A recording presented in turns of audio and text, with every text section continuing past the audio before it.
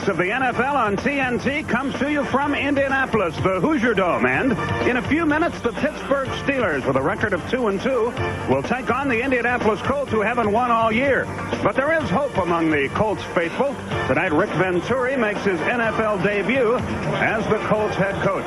Hello again, everybody. I'm Skip Carey, along with Pat Hayden. And Pat, a very busy week football-wise in Indianapolis. Ron Meyer has been fired. That precipitates a new offensive coordinator, a new defensive coordinator, and now the 11th head coach in the 20 years of Colts history with Bob Irsay, the owner. Yeah, you know, I both know that you have to win in the NFL to stay as a head coach. Ron Meyer clearly knew that when he took the job in 1986. But the thing that's really been surprising to me around this Colt team the last few weeks is that none of the players have stood up and taken any of the responsibility for their poor play, and they have played poorly.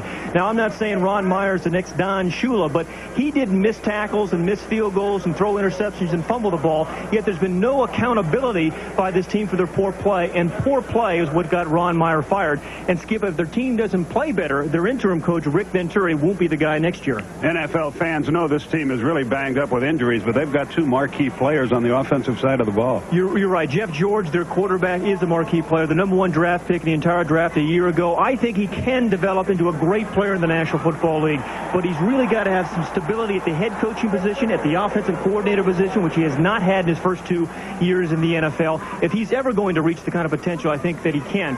The other guy is Eric Dickerson that you mentioned. Here's a guy who's the 4th all-time leading rusher in the NFL, and yet there are questions about Eric Dickerson's ability. Does he still have it at age 31? He was quite frank yesterday in addressing that very issue, and he said, I feel like a caged animal. I know people are second-guessing me, but he said, Skip, tonight's the night I want to prove that I still have it, and he'll have that opportunity because tonight the Colts will change their offensive game plan, and they'll go from a throwing team to a running team. Dickerson will run it 25 to 30 times, and that question, does he still have it, will be answered tonight. You mentioned stability. That's something certainly Pittsburgh has as Chuck Noll starts his 23rd year here, but they've got intensity problems, they tell us. Well, you're right. They have not played with great intensity, particularly on defense. They're coming off a week. They have David Little back, their inside linebacker, who's going to add an awful lot to that intensity. And one of the things they used their off week for was to look at some young wide receivers, Ernie Mills and Jeff Graham, which we'll see tonight. But Rod Woodson, the all-pro defensive back, said, hey, we have to pick it up 2 or 3 levels. We need bodies flying all over the field on defense to win tonight. And there's a look at Chuck Noll, as we said, in his 23rd year. And Rick Venturi coaches his first NFL game.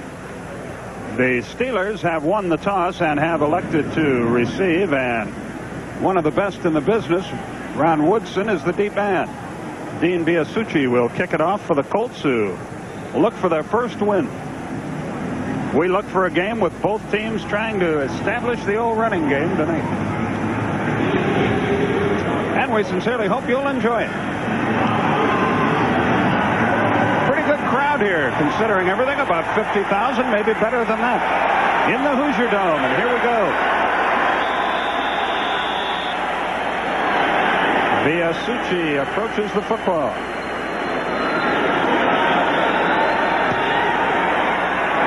Nice looking kick. Woodson fields it at the 5. The return is to the right, and he's got room. Finally run out of bounds at the 46-yard line by Dave McCloughan. Well, this opening kickoff return started just like last week's game against Seattle. Remember when Seattle brought the opening kickoff back to the 50-yard line? And Rod Woodson said yesterday to us, this game may well be decided on a special teams play. A kickoff return, a punt return, and the thing about Rod Woodson, that either very well blocked or you have too many big bodies trying to stop him, because you have a lot of big guys in the Colts, too many slow guys. Woodson's going to outrun them. Dwight Stone splits to the left. Wide to the right is big Eric Green, and he starts in motion. He is a load. The give is to Barry Foster to midfield. Take a look at this Steeler offensive line. You're going to see a lot of running out of Barry Foster tonight. Dwight Stone gets to start. Lewis Lips is out with an injury, a pulled quad. So he will not see a lot of action. That offensive line, 2 tight ends, Mike Malarkey and Eric Green. Eric Green will be the focal point of this Steeler offense tonight, both blocking and throwing the ball and catching the ball, particularly on third downs. Second down, 6 yards to go. Chris Callaway, second-year man out of Michigan, enters the game and splits left. He takes Stone's place. 2 tight ends, Malarkey and Green to the right side. Brister gets straight ahead and driving is Foster, short of the first down. He is stacked up at about the 46-yard line, and a look at the Colts defense. 2 plays, 2 rushes against this defensive line. Remember, the Colts give up more rushing yards than anybody in the National Football League, and it has to start there. They think they can work on the nose tackle, the Steelers do. Some pretty good linebackers, although they're missing their best one, Jeff Harrod. Dwayne Bickett, the outside linebacker, has been had a pleasant year. And the corners and then safeties, free safety and strong safety, have a big adjustment night ahead of them tonight because of all the formations, all the tight ends the Steelers use. 3 tight ends in the game for the Steelers on 3rd and 2. Bobby Brister. Foster. No, I don't think so. No, the spot will be at the 45. He's going to be short. Scott Radisek came in and made the stop. He's a linebacker for the Colts. Scott Radisek, number 97, he is one of the inside linebackers. The guy had 20 tackles last week against Seattle. Now, this looks like it's going to go for a first down. But Radisek, the inside linebacker, read the pull. Blitz came kind of submarine him, got an arm in there, and stopped him short of the first. But boy, that looked like it was going to go for about 10 yards. Dan Straczynski will punt it away to Mike Pryor, who stands at the 10-yard line. He's a second-year man out of Illinois State. Good snap, plenty of time. Booming kick.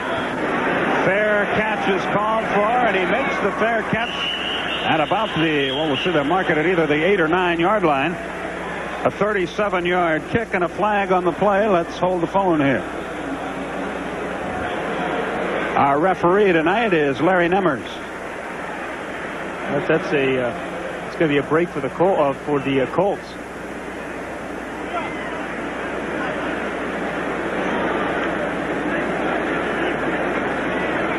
Ineligible receiver downfield on the kicking team, number 95. Still 4th down.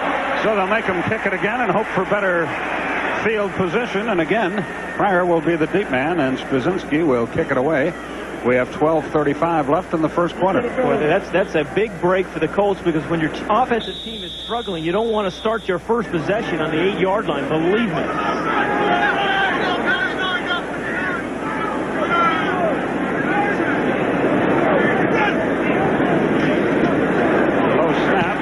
Another booming kick. This one may make the end zone, and that will be a gain of 12 yards for the Colts, and they'll start at the 20. Yeah, that's a bad punt, too. 50-yard kick, but into the end zone. So it nuts out at 30, and Jeff George heads into the game. He's in his second year. He's had 3 offensive coordinators already. They're making it awfully tough for him to develop, aren't they? Yeah, you're absolutely right. And I think what's going to have to happen, if he is ever going to reach the enormous potential that he has, and he has, but it's just potential. There's a process of becoming a frontline NFL quarterback. He needs stability at head coach and offensive coordinator, and that's what he's going to need in the next coaching situation here with the Colts. First and 10. Indianapolis has the ball for the first time tonight. Dickerson pulls forward, gets 2, maybe 3 yards. Thomas Everett got there a little late, but no flag thrown. And Hardy Nickerson made the stop. Well, Anthony Johnson, number 23, who coming into today led the NFL with receptions, will end up more as a blocking back as the Colts run the ball tonight. But it's in the offensive line where the Colts have had all sorts of problems. 6 different offensive line configurations in their 6 games, and that has led to some tremendous inconsistency and really no place for Dickerson to run. Second down, 7 yards to go. Anthony Johnson with Dickerson in the backfield. Gerald Williams broke too early. Let's see if he was drawn up. And early hostility here. You know, maybe the Colts need something like that, though, Skip. You know, the Colts may need to mix it up a little bit. Play with a little bit more intensity. If Rick Venturi likes it, yeah. See who the penalty was on. It was Gerald Williams, the six-year pro out of Auburn, who jumped. 5 yards. It was on him. Good cadence here by Jeff George. Just changed it up. You know, it's hard to believe, again, a nose tackle. And Williams is really one of the premier nose tackles in the league, but he's got the ball right in front of him. All he has to do is watch the ball. But every nose tackle, every defensive lineman I see in the league is always listening to the quarterback, and you see an awful lot of offsides when approaching. So it's 2nd and 2 for the Colts. So they've started okay in this game. Dickerson again, bulls forward. Cornell Lake. Hardy Nickerson in on the stop, and I think they'll be short of the first down. Pittsburgh's defense went from #1 a year ago, and now they're giving up 25 points a game and 341 yards. But Gerald Williams, a very frontline premier nose tackle in that defensive line. Some pretty good linebackers. They're delighted to have David Little back, his first start this season. They say he's the soul of this defensive team. Some very good corners in Johnson and Woodson, although Johnson is playing on a very sore ankle. Brooks wide right, Hester wide left, 3rd and 1. Johnson with a football. No, he is stopped short of the first down. They tried to trick him, and it didn't work. Down at the bottom of that pile is Gerald Williams, along with Greg Lloyd. So neither team can get a first down on their first possession. And Ron Stark will kick it away to Ron Woodson. Remember, there are a lot of new faces on this Colts team, and that normally reflects in special teams. Woodson almost broke the kickoff. Yeah, and you're right. The other thing is what Woodson was talking about is the Colts have a lot of big players running down on special teams. He thinks he has an opportunity to return one of these tonight because there's some slow people running down trying to catch him. Stark gets it away. Woodson is going to catch it. Oh, loose football. And the Steelers cover it. And what a break for Pittsburgh. Larry Griffin, a reserve safety, comes up with the ball. A 36-yard kick, then -16 on the return. There is a penalty flag. Another penalty flag, and Woodson, you could see him thinking about breaking it there. Well, but Michael Ball just absolutely drilled him, number 31 from the Colts. Personal foul is the call against Pittsburgh, we think, on Gerald Williams.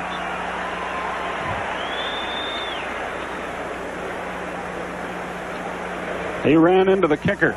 Personal foul, roughing the kicker, number 89, defense, automatic first down.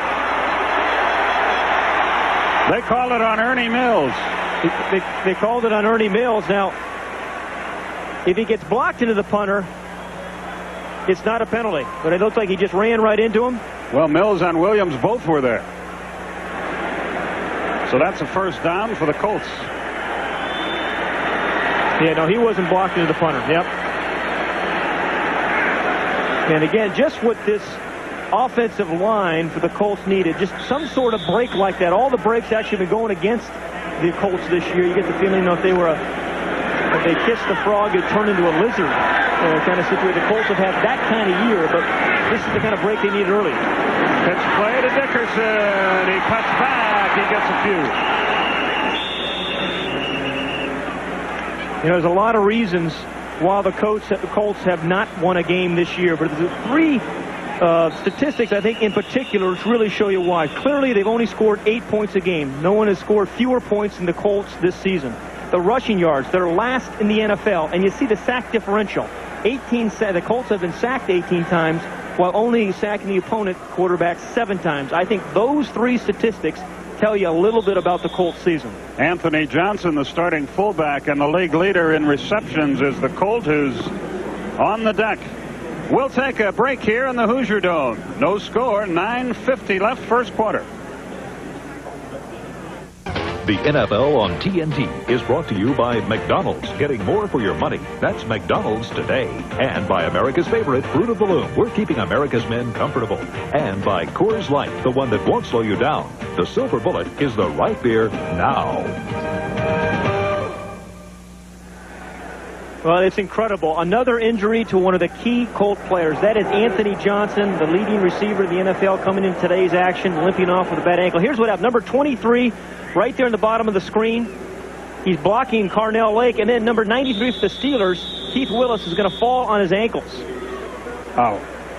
And he was a guy that they were going to use an awful lot tonight, not only just as a receiver, but as the lead blocker for Eric Dickerson. Big Bruce Perkins out of Arizona State takes his place. 2nd and 7 for the Colts. George to throw, and he is hit and knocked down in a big hurry by Keith Willis. And that is absolutely reflective of what's going on with this offensive line. Here he is. Here's Keith Willis. No chance. Absolutely no chance. It's a jailbreak because the right guard, Mark Vanderpool, number 72, didn't pick him up. Now, Vanderpool is a rookie, starting his first time ever at guard. He was a tackle at Colorado, a 4th-round draft pick. Some of the other offensive line were saying he was scared to death about this game tonight, and you see why. The communication in the offensive line is probably more critical in the offensive line than anywhere else on a football team, and the Colts have not had it this season. 3rd and 15, and this is the kind of situation the Colts hate. They have to put it up. George has time, throws short, ball is loose, flag is down. It's an incomplete pass. Let's see if we have an interference call, because the flag was thrown right there. David Johnson on the coverage. Holding is going to be the call against the Steelers again. They're playing defensive pass interference as if they're number 44, first down. Yeah, that's a pass interference call.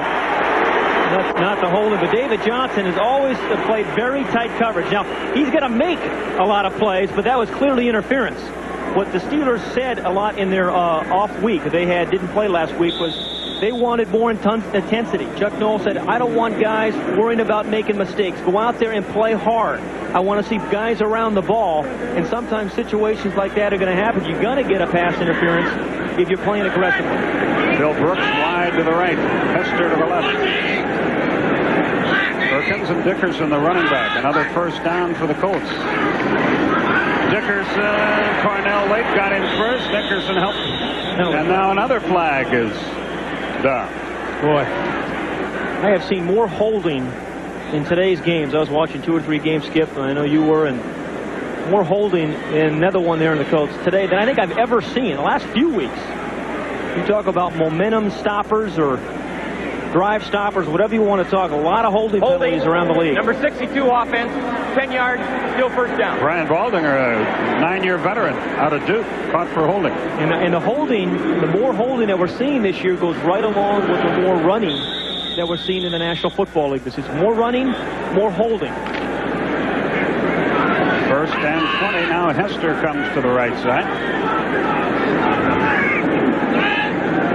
Brooks to the left.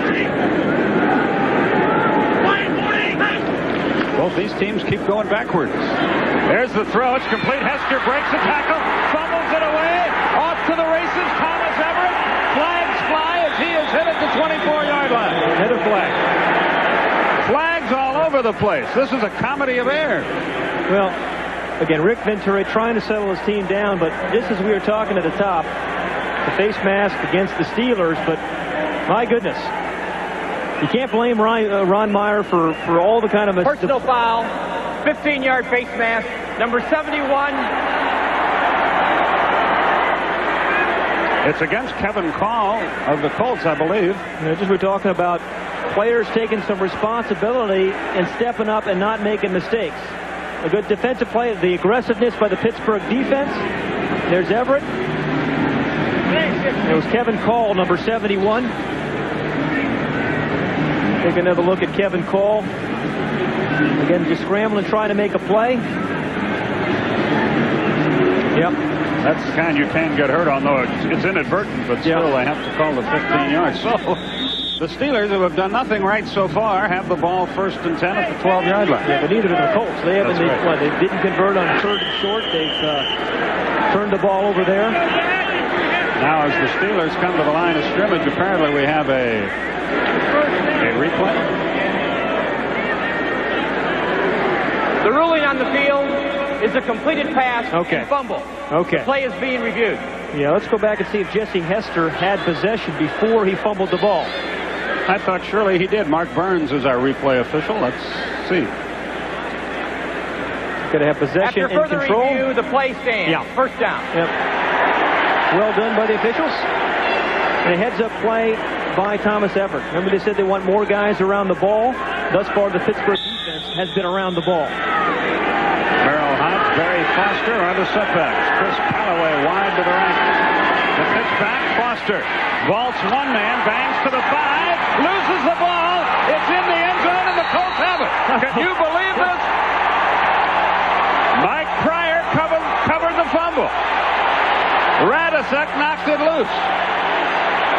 Well, this game has started off more like a preseason game than it has the 6th game of the season. Halloween comes early in Indianapolis. And this starts off being like it looks like it's going to be a touchdown because Barry Foster is running hard, and he is running right through some tacklers. He just runs right over Radisek, number 97. Looks like he's going to score, but then it was number 96, I think, who came in and kicked it away. That's Quintus McDonald, the outside linebacker, hustling, and then a recovery by Pryor, and a very happy Coach Venturi. 1st and 10 at the 20 for Indianapolis. Unbelievable. We have 8:14 left in the first quarter. Bill Brooks wide right. Jesse Hester to the left. Dickerson and Perkins the running back. George to throw on 1st down. He's chased. He runs. He looks. And he gets out of bounds, losing about 6 yards. You got to get rid of that ball. Again, conscious of the turnovers. It's not gone well for the offense tonight in the turnover department for both teams, quite honestly. I think quarterbacks get cognizant of those things, and he's not going to force the ball. But he could have thrown it in the dirt or into the ground right into one of his receivers' feet and saved the loss of about 6 or 7 yards.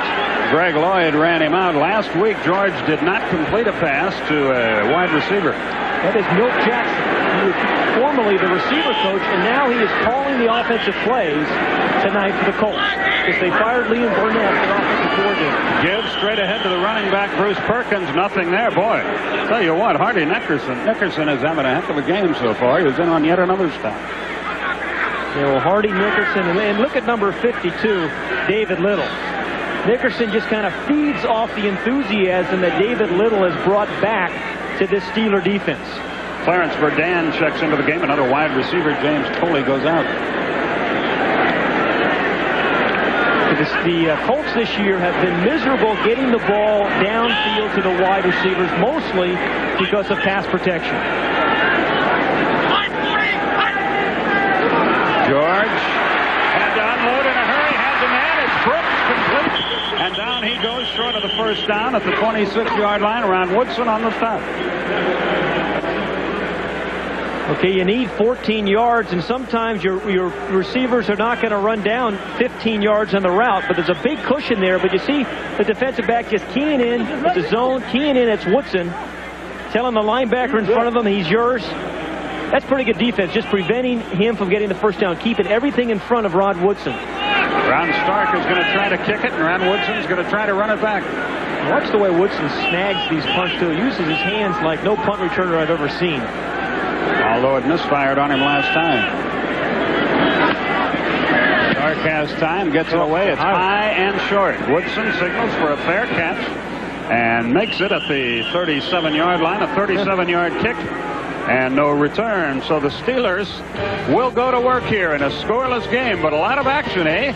6:13 remaining in our first quarter. Okay.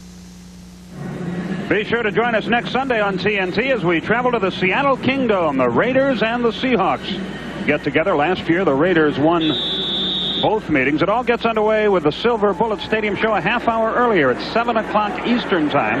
Then the Raiders and Seahawks next Sunday on TNT.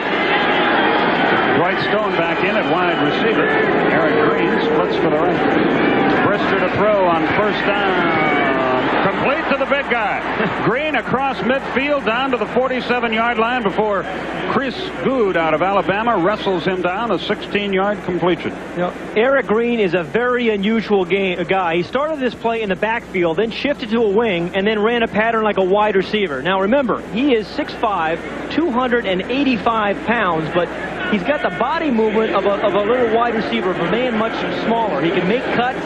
But he's the only guy who may be able to block a nose tackle on one play and then outrun a strong safety for 40 yards the next. Dwight Stone back in the game. He's wide to the right. 1st down for the Steelers.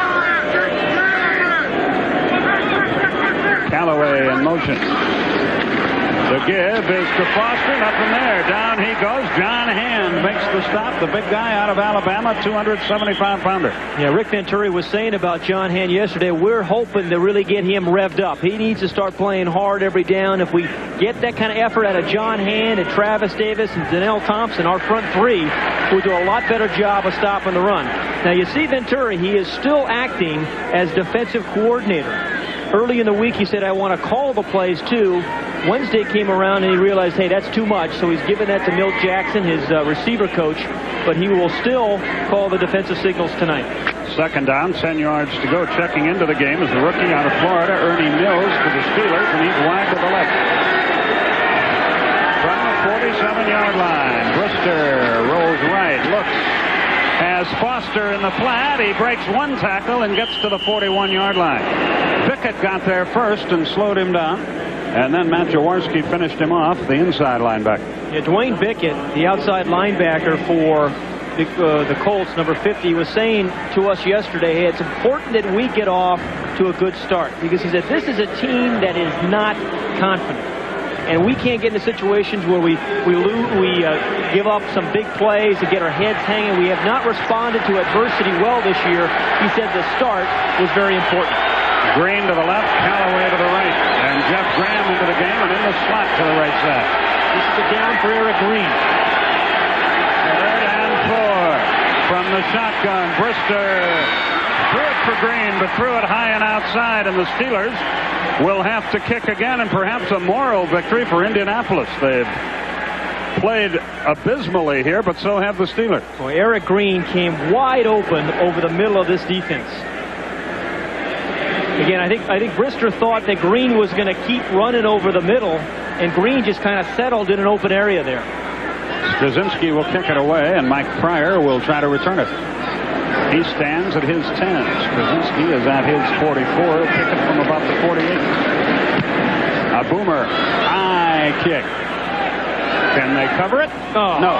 It gets into the end zone. It was Ernie Mills who tried to down it at the 3-yard line, but he could not. So it's still scoreless. A 41-yard kick. No return. Back to the Hoosier Dome right after this. Running back Anthony Johnson has been taken to the dressing room to have his right knee and ankle examined. We'll let you know as soon as we find out his condition. Colts, for the 3rd time tonight, start at their own 20-yard line. Dickerson, Carnell Lake has him, and he gets to the 21, perhaps the 22. Yeah, what does it tell you, though, when Carnell Lake, the strong safety, is up there at the line of scrimmage making tackles, and I think that's the 3rd tackle for Carnell Lake. Now, if he's up there that close to the line of scrimmage, now you have an opportunity to either play action, go up top, or just drop back and throw it. It's almost as if Pittsburgh's saying, we dare you. Well, you know, it's interesting. There wasn't any element of surprise about Rick Venturi's approach. He announced in the press that he was going to run the football tonight, and the Steelers are playing an 8-man front. 2nd down, 8 yards to go.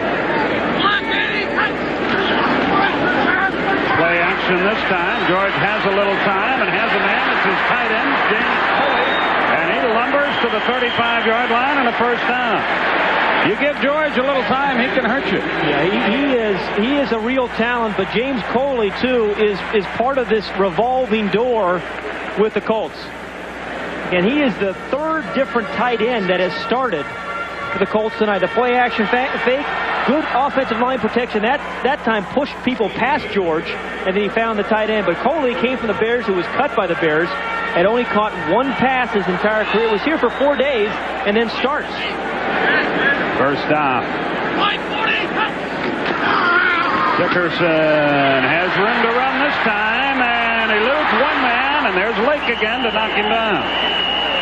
It was David Johnson who missed him, but then Lake ran him out of bounds. Talking about those tight ends, Pat Beach of the Colts, out with nerve problems in his neck.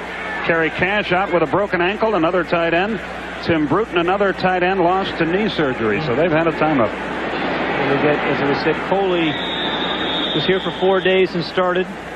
Take a look at Eric Dickerson, and again, the question was supposed to be answered tonight. At 31, does he still have it? Makes a guy miss there, but again, it's Carnell Lake, the 8th defender. Oh yeah, he just gets drilled by, I think, Hardy Nickerson, number 54, right in the face. Dickerson out of the game now. Kenny Clark is into it. George rushes. Flip to Clark. Woodson pulls him out of bounds. Now I think what's happened to the Colts, they lose Anthony Johnson, their starting fullback. As you said, he's in the locker room. Eric Dickerson, the 4th all-time leading rusher in the NFL. You know, when does it end? Remember, Albert Bentley is out. So here's the hurting Colts, the offensive line. It is staggering what has happened in this offensive line. Tonight they started a 6 different offensive line configuration.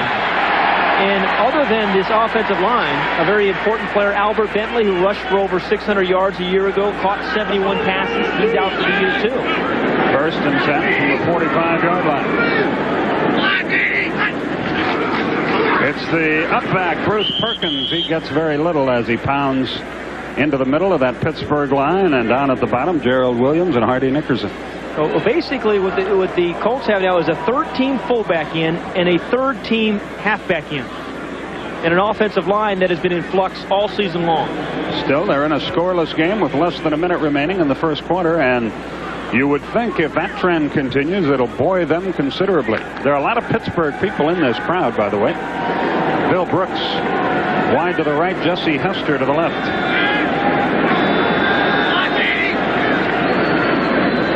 Continue to work on Dickerson on the sideline. George to throw, has time, has a man. Great leaping catch by Brooks, and yet another first down.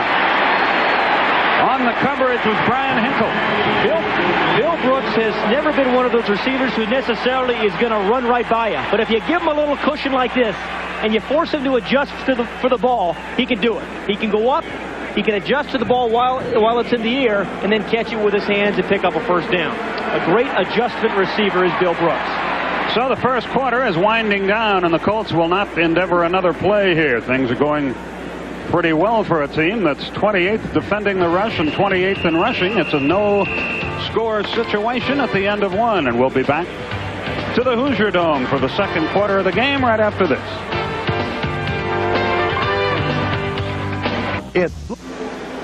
Take a look at the shot that Eric Dickerson took, number 29, by number 54 in white. That is Hardy Nickerson. Now, this is a legal play. He's still up and taking a shot at it, but right underneath the chin does the linebacker Nickerson get him right there.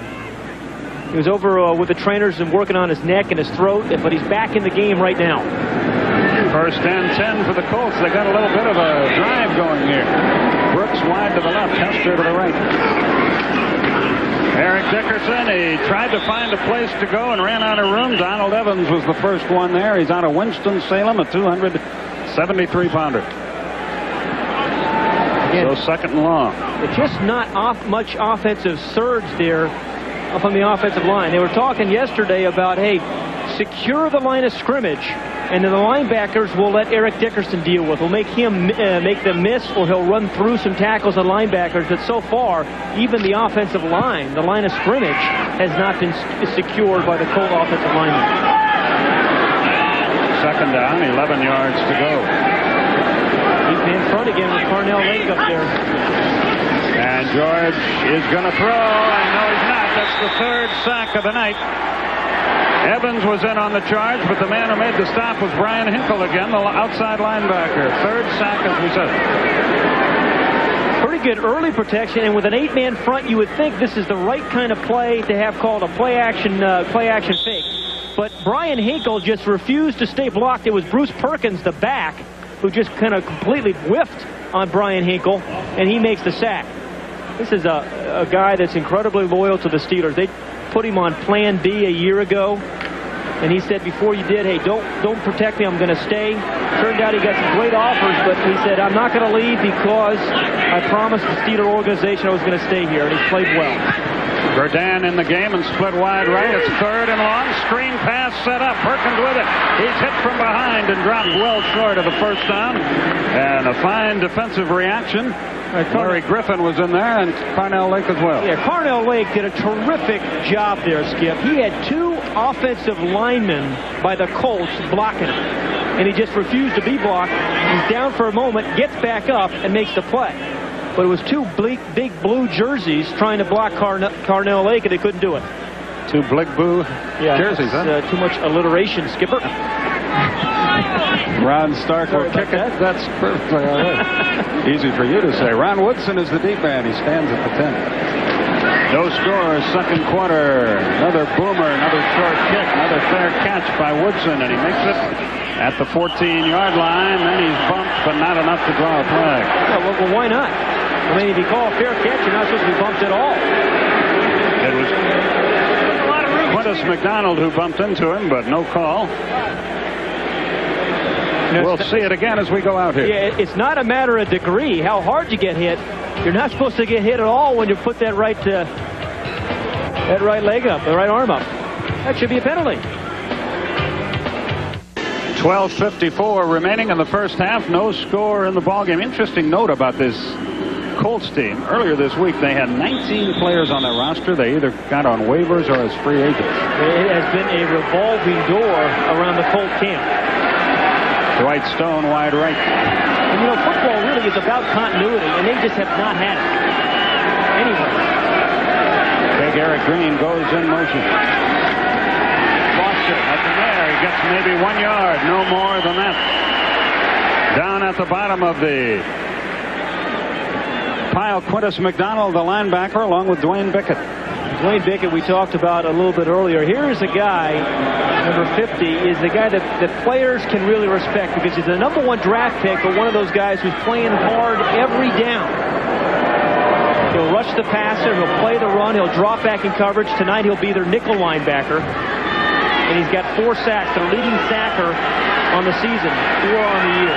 Ernie Mills and Jeff Graham, 2 rookies in the game. Foster on the run. Oh, boy, he really gets jolted as he crosses the 20 and reaches the 22-yard line. Matt Jaworski among those on the hit. He's out of Colgate. Knee, legs, and leather on him.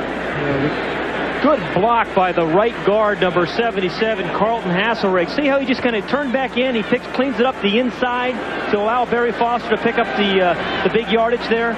Carlton Hasselrigg is an interesting guy. This is only his 3rd year of football. Number 77, the right guard for the Steelers. Was a wrestler in college. Won 6 NCAA championships, 126 straight matches. But he played high school football as a sophomore and didn't play again until last year when he was drafted by the Steelers. Third down, 3 yards to go. The crowd getting into it here. Good straight ahead. Merrill Hodge. Did he get enough? It'll depend on the spot. I don't think he did. The Steelers don't either. They send their kicking team on. Now they slow down. Let's see where they mark the football. It's close enough for a measurement. The Steelers had given it up. Their kicking team came tearing into the game, but now they retreat and hope that they got a good spot. You know, quite a contrast between Chuck Noll and Venturi. Obviously, you talked about it earlier, Skip. He is Chuck Noll in his 23rd season as the head coach of the Steelers. He is short by 2 inches. Noll got the job in 1969 after he was on Don Shula's Colts staff, and the team that lost the Super Bowl III to the Jets and Joe Namath. He was then named head coach of the Steelers. He's been here for 23 years, won 4 Super Bowls. I was asking him yesterday, I said, hey, you ever run into a situation like this where a coach has been fired, you get the interim coach? He said, Pat, they're usually fired after the Steelers play them.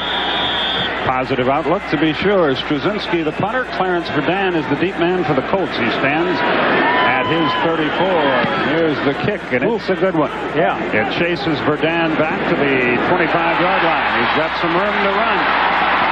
And he's knocked out of bounds at the 36 or 37. Greg Lloyd and Chris Callaway in on the stop. A 51-yard kick. A 12-yard return, and the Colts have good field position, and they have the ball again. They have monopolized it most of the night, but now we have yet another penalty flag. We've had plenty of those this evening.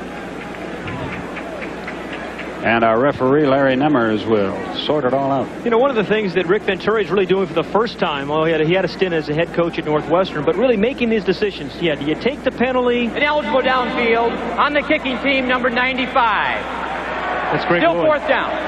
But, you know, do you take the penalty? Do you decline it? You know, you go for it on 4th down. You kick the field goal or go for the touchdown. Those are the kind of things you really can't prepare for.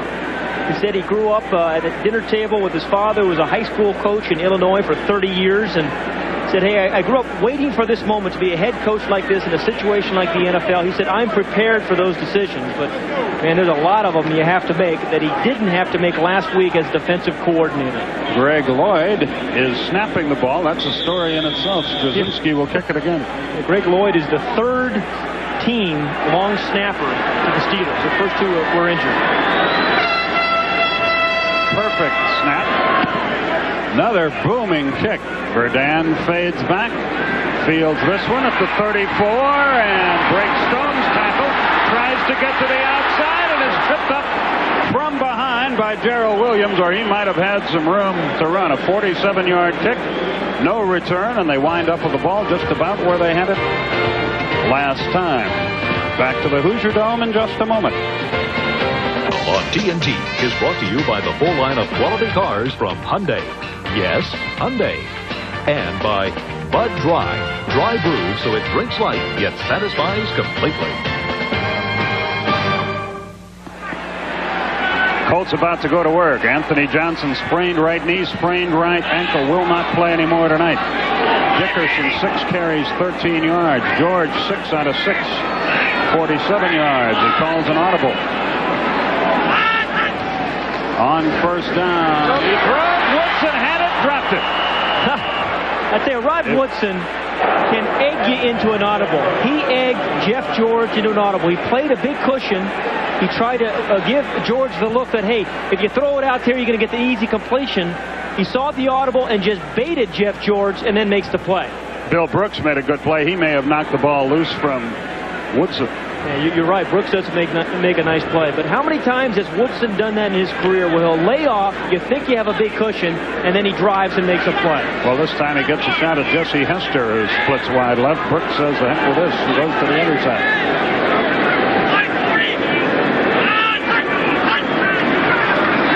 Dickerson, nothing there. He pushes into the line and gets a couple of yards, but not much more than that. Hardy Nickerson was in on the tackle, as was Gerald Williams.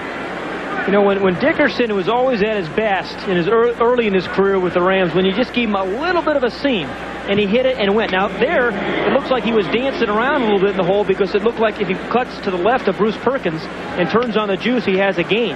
I guess you get to the point where you expect there to not be a hole, and when that happens, you're in a little trouble. Well, he said that yesterday, as every time I get the ball, I'm just kind of fighting my way back to the line of scrimmage.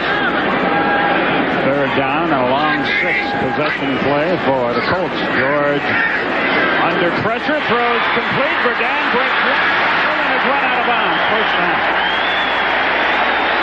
Clarence Verdun out of Southwest Louisiana. Cornell Lake ran him out. Yeah, and Delton Hall as well. Yeah, it was Delton Hall missed the tackle, but he may have grabbed Verdun right in the eye. Jeez. So the 4th Colt player that's gone down tonight, Skip. It's amazing. Yeah. Pretty good protection here for Jeff George. Willis comes in late. Delton Hall gets him right in the face. It looked like a face mask, quite honestly. Delton Hall back in the lineup after being out on IR. Colts have 6 first downs in this game. The Steelers have only 1. You see the score. There is none with 9:45 left in the first half. Well, Skip, one of the things we said at the beginning of the broadcast was, hey, is Derek Dickerson going to show that, you know, and prove his doubters wrong, that he's 31-9 over the hill? So far in this game, there has not been a lot of room to really be able to judge him. There hasn't been too many holes for Eric Dickerson tonight. First and 10 from the 47. Looked like the Colts first.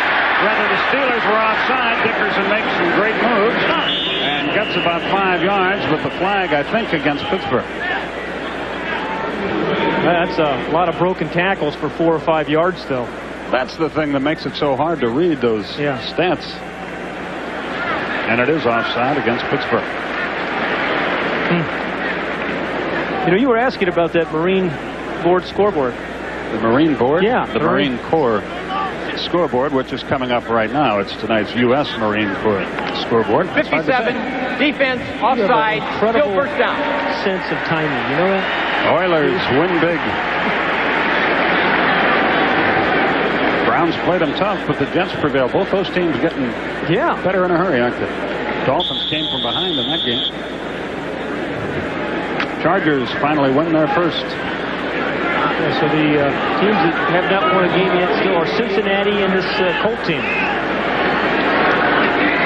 1st and 5. The situation as the penalty is its simplest. George to throw. He guns it complete to Hester. Hit and knocked down by Woodson at the 38-yard line. Another first down. Rob McGovern assisted on the play as a reserve linebacker. Now, people fell in love with Jeff George and his quick release. As we look at some more scores. But what does a quick release do, much like a Dan Marino? What it really does, I think, is allow you to wait a little bit longer for the wide receiver to come open. And it doesn't give the defensive back as much recovery time as if you take a long time to get the ball out of your hand. Delton Hall checks into the game, and David Johnson out at the left corner for the Steelers. 1st and 10 again for the Colts. Pitch play to Dickerson. Cuts, hit. Down he goes. Greg Lloyd got to him. Greg Lloyd has got a motor on him. Number 95. Think about Eric Dickerson. When he's in an I formation, he can go anywhere, and he can cut it back, but there's no cutback lanes. We haven't seen one of those tonight. He's made a living getting in the I formation, and if there's a hole there, he'll take it. If not, he'll cut back. But on the backside, Greg Lloyd does a great job of running him down. He lost one at 2nd and 11 from the 39-yard line. Brooks wide right, Hester wide left.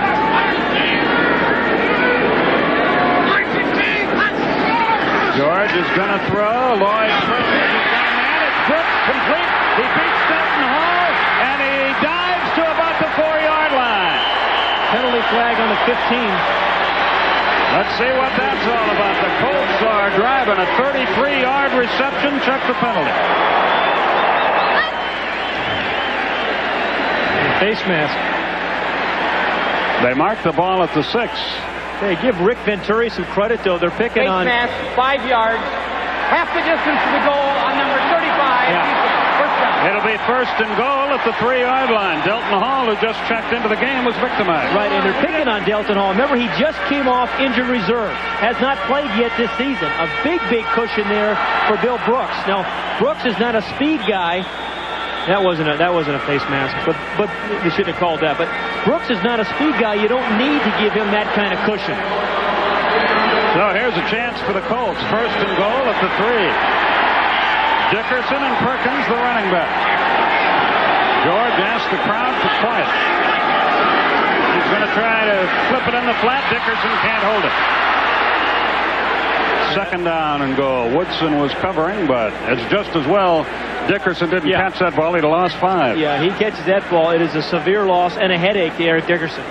Again, in this situation, if you had an offensive line that played a long time together and knew there's a lot of communication between the guys, you'd say, let's hammer it in there. We're struggling. We need to get a touchdown here. But they don't have that rhythm. There's no communication, no continuity between these offensive linemen, so you throw the ball on 1st down. Bob Morosco just joined this team. An extra tight end checks in. So does Jack Lynn. 2nd and goal from the 3. Dickerson bulls his way. He's not going to get there. All sorts of folks down at the bottom of that pile. Brian Hinkle among them. And there was absolutely no hole for Eric at all. Well, the thing about this Steeler defense, quite honestly, Skip, is that they're small. You think you can run at them, but these guys don't stay blocked. They stunt, they move around, they hustle. You know, you look at all their defensive linemen, 260 pounds, 257. You say, let's run right at them. That's David Brazil, the defensive coordinator. And what looks like a 3 or 4 yard gain ends up being nothing, or maybe 1 yard, as they recover quickly. The Colts call a timeout here. They want to talk things over with 6:34 remaining. They have a 3rd and goal. And we'll be back to see how they do right after this. That's Milt Jackson serving as offensive coordinator. His first significant call on 3rd and goal for the Colts tonight. He has never called plays for an NFL team. They're going to throw for it. George now attracts pressure and throws the ball out of the end zone. He had the Steelers totally fooled, but they dropped back and he could not spot a receiver. They'll have to settle for a field goal. or an attempted one. The way this game has gone, nothing is certain, and Dean Biasucci will come in. Ron Stark will hold it. Mark Cannon will center it. You know, interesting, the Colts, they fired Rod Meyer, they fired Leon Burnett, their offensive coordinator, and nobody on this Colts staff has really called plays before. This is just like an extra point. It's a 20-yard field goal attempt. Yeah, but he is 4 of 10. He's had a rough year.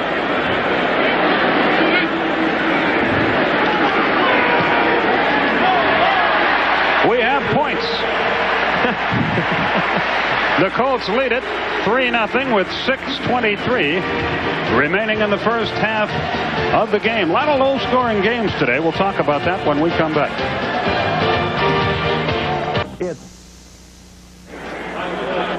Robert Irsay looks on. He's the president, the man in control of the Colts. Got the Colts in 1972. There's Jim Irsay, his son, who's the general manager. How many people just threw something through their TV set in Baltimore? Yeah. Biasucci will kick it off. Ron Woodson will try to return it. A boomer. And Woodson fields at the pole. Drops the ball at the pole. Only to the 11-yard line. We are seeing two very, very average football teams play football tonight. We talked about the instability. Look at the coaching changes, the most since 1970. The Colts with 11. Again, and the least, Steelers, Dolphins, Cowboys, where the Steelers have 4 championships, the Dolphins have 2, the Cowboys have 2. I mean, that is the difference, I think. You need stability. It starts with the ownership. It goes right through to the head coach and the quarterback. I don't think you can win championships without that stability. Callaway wide left. Thrown to the right. Terrible field position for the Steelers. Play action for Bristol. Merrill Hodge at the 15. Gets to the 20-yard line. He is knocked down there by Matt Jaworski. You know, if you talk to Chuck Noll enough, he always says the word dependable. Merrill Hodge is a very dependable back for the Pittsburgh Steelers. Not a guy that's going to maybe run 80 yards for you, but if you, at the end of the day, you see all the blocks that he's thrown, the pass protection that he's hung in there and picked up a linebacker, the passes he catches. I mean, he does a lot to help this Steeler team win. Second down and short. 2nd and 1. Jeff Graham splits wide right. Brister gives. Hodge again. He has the first down. Gets to about the 33-yard line before he's stopped. Quintus McDonald in on the tackle, along with Jaworski.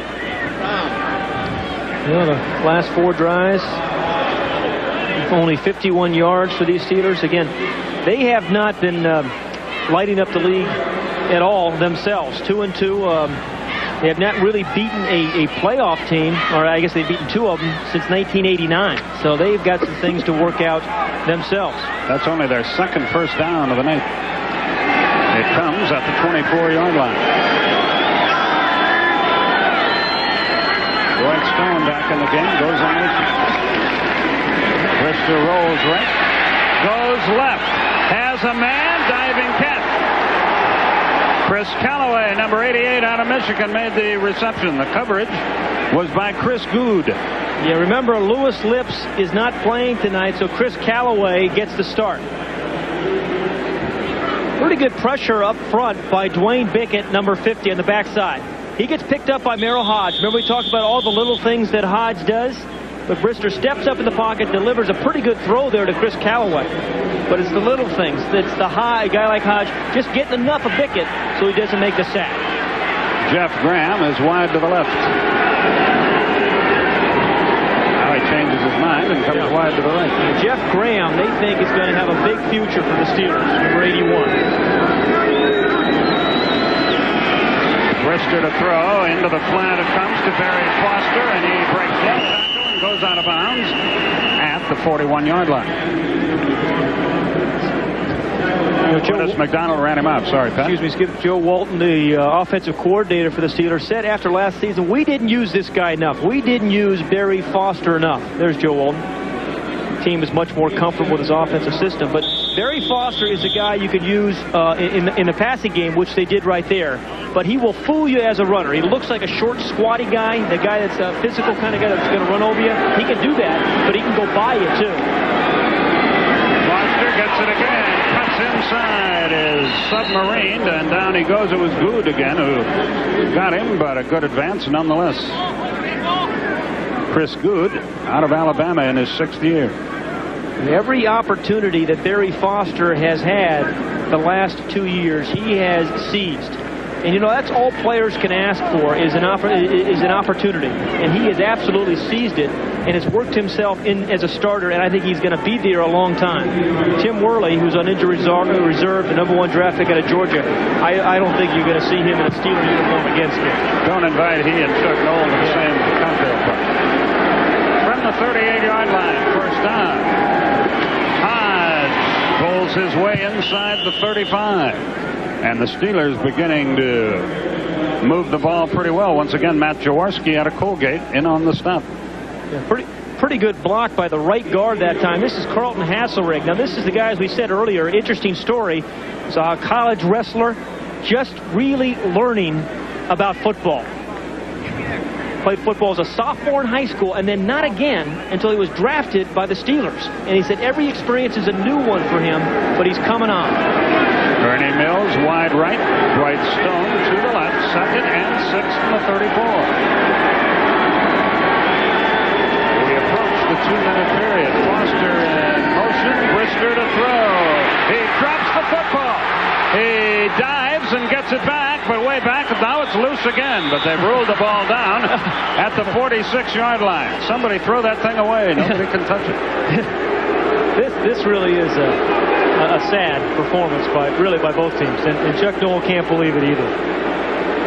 A 12-yard loss, and the Steelers maintain control of the football with 2:16 remaining. You know, Bubby was just kind of stepping inside the pass rush, Skip, and the ball just came right out of his hand when he hit the shoulder of his offensive lineman. You know, a lot of things are happening at the bottom of that pile for old Bubby. The 2-minute warning is fast approaching, and it is upon us now. 2 minutes left in the first half. It's a 3rd and 18 for the Colts. Or rather for the Steelers. They come to the line of scrimmage. Now they're sent back. There's the story of the game. The Steelers face a 3rd down and 18 yards to go. Don't forget at halftime, the Fruit of the Loom halftime show. All the highlights with the Snake and Ernie Johnson. Fred Hickman, Kevin Kiley will be there. Are you going to be on the halftime show? No, I'm going to stay right up here with you and have a couple hot dogs. Okay. You're going to sit there. You have 2 or 3 dog day for you. So this is probably a 1-dog day. Is it? Yeah. Okay. Now, again, think about the 3rd and 18. They got a great kicker, Gary Anderson. They would need to get to about the 38-yard line to give Anderson a shot, a legitimate shot. Stone goes in motion. Brister to throw. Has some time. It's batted in the air. It's intercepted. At midfield, the Colts have the ball. Let's see who came away with it. It was John Baylor out of Southern Mississippi. A reserve defensive back. Unbelievable. You know, I was watching that Bear game today, all the tip balls in today's Bear-Washington game. Watch that one. Is that John Hand, I think it is? John Hand tips it. With his hand. Makes sense. But 5 or 6 tip balls in the Washington game today, and this one tonight leads to the interception here. Now you go from what maybe you're going to tie the game up before halftime, and now Jeff George has an opportunity to get some more, although their offense has been terribly productive. Let's see how the Colts choose to play it here. They mark the ball at the 49 in Steeler territory. Brooks in motion. Dickerson, they almost fumbled the handoff. He had no shot. Now he gets booed, but you can't blame him on that play. Yeah, you see the lead back there, Bruce Perkins, number 34. He is supposed to clear the way there for Eric Dickerson. He gets blocked in the backfield, Perkins does, and Dickerson has absolutely no chance. If the lead back doesn't make his block at the line of scrimmage or close to it, an I formation tailback has no chance whatsoever. Dickerson, 10 rushes, 16 yards. Last 5 carries for nothing. 2nd down, 1:15 remaining. George looks to Dickerson in the flat. He is going to be run out of bounds by Brian Hinkle. out of Oregon in his 10th year. Brian Hinkle, an outside linebacker, has to be physical and play intelligently. Here's a guy who can play the pass, as you saw right there against Eric Dickerson. He can play over a tight end. He can cover a back out of the backfield. He's just a good, solid, all-around outside linebacker for the Steelers. James Coley checks out of the game, and another wide receiver, Clarence Verdun, is in for the Colts. And this is a real opportunity, too, for Jeff George on 3rd and 9. I mean, they hope to go in not only with a 3-point lead, but they want to get something more. This team needs an emotional lift. Out of the shotgun, George has a little time and has Hester. What a hit to knock him loose from the football by Thomas Everett out of Baylor. Good throw by George. Good reception by Hester. I don't think you can blame anybody for that. Just a fine defensive play. You're absolutely right, because Jeff George had this ball right on the numbers to Jesse Hester. But right as the ball gets in his hand, not only does he make the tackle and get there on time, he has the presence to get that right hand up underneath the ball and knock it out of Hester's hands. That's a terrific play by the free safety Everett. Ron Stark will punt it. Ron Woodson, who's had an exciting night of it, will try to return it. Before the home folks is Woodson. He's out of Purdue. High snap, plenty of time. Good kick. Woodson makes the fair catch at the 12-yard line. He hesitated, then finally made it, and it was wise of him to do so. A 36-yard kick and no return. Tomorrow night at 8 o'clock, TNT presents one of the most celebrated events ever brought to the screen. Rich Man, Poor Man, a 3-part series beginning tomorrow night at 8 o'clock, continuing through Wednesday night, only on TNT. You know, last week I kind of gave you a lot of credit for reading the card so well. I rescind that compliment. I didn't handle that one too well. No, you know, a couple of flops. Well, that's a little culture, and I don't. Rich Man, Poor Man. What is that about you and somebody else? Yeah, you. Stone is wide to the right. See how the Steelers play it here with 57 seconds left in the half. For Stone, it is complete at the 20 and out of bounds at the 22. Good on the coverage. Well, this has not been a good first half for this Pittsburgh Steeler, particularly their offense. It's a team that has struggled this year. They've won 2 games, but they have not won 30 by any stretch of the imagination. Now, Chuck Noll was saying, hey, this is a team that I think we can build on. Something that I think we can be a playoff team, but we have to get better. And they have not shown much of that here in this first half. Callaway wide left, Stone to the right.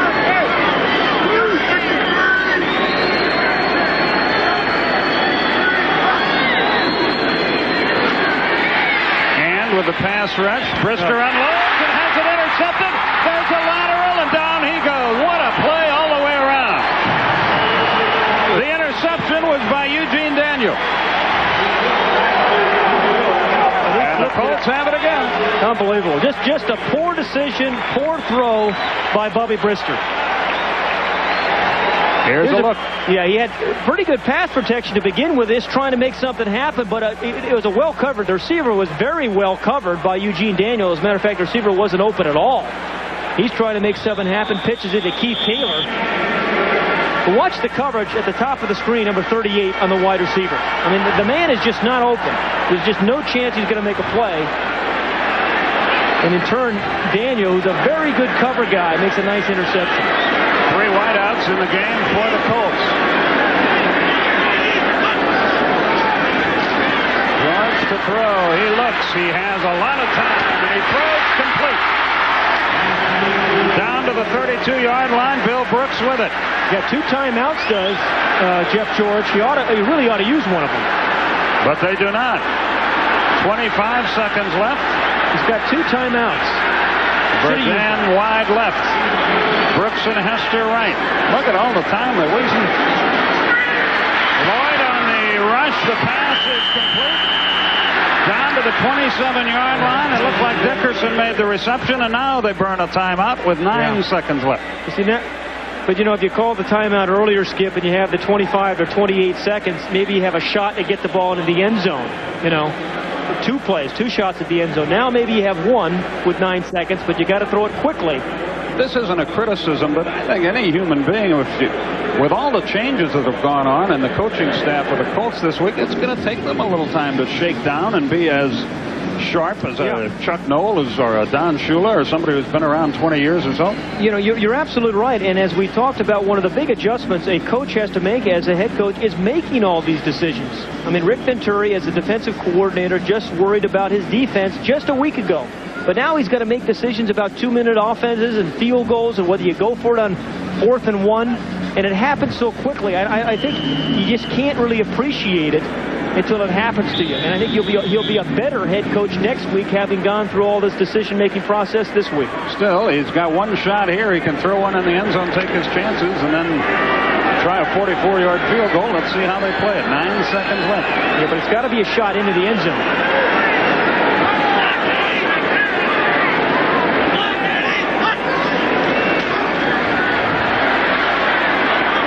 It's into the end zone for Burdan. Fly. It's going to be holding against the Colts, and that'll take him right out of field goal range, too. Just unbelievable. With 4 seconds left. Just incredible.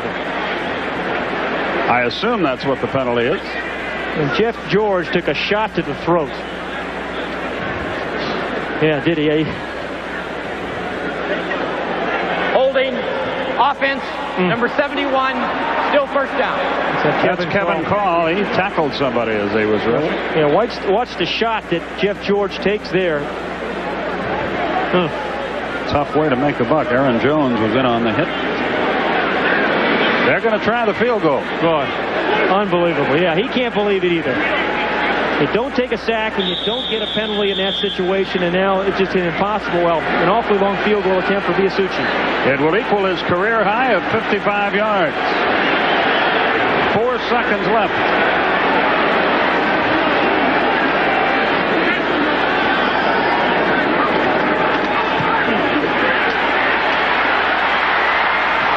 No. Wide to the near side of the field. The half is over. Sound and fury signifying almost nothing. The Colts lead it 3-0 at halftime. A crowd of 50,000 looking on. The halftime show coming up next. Stay tuned.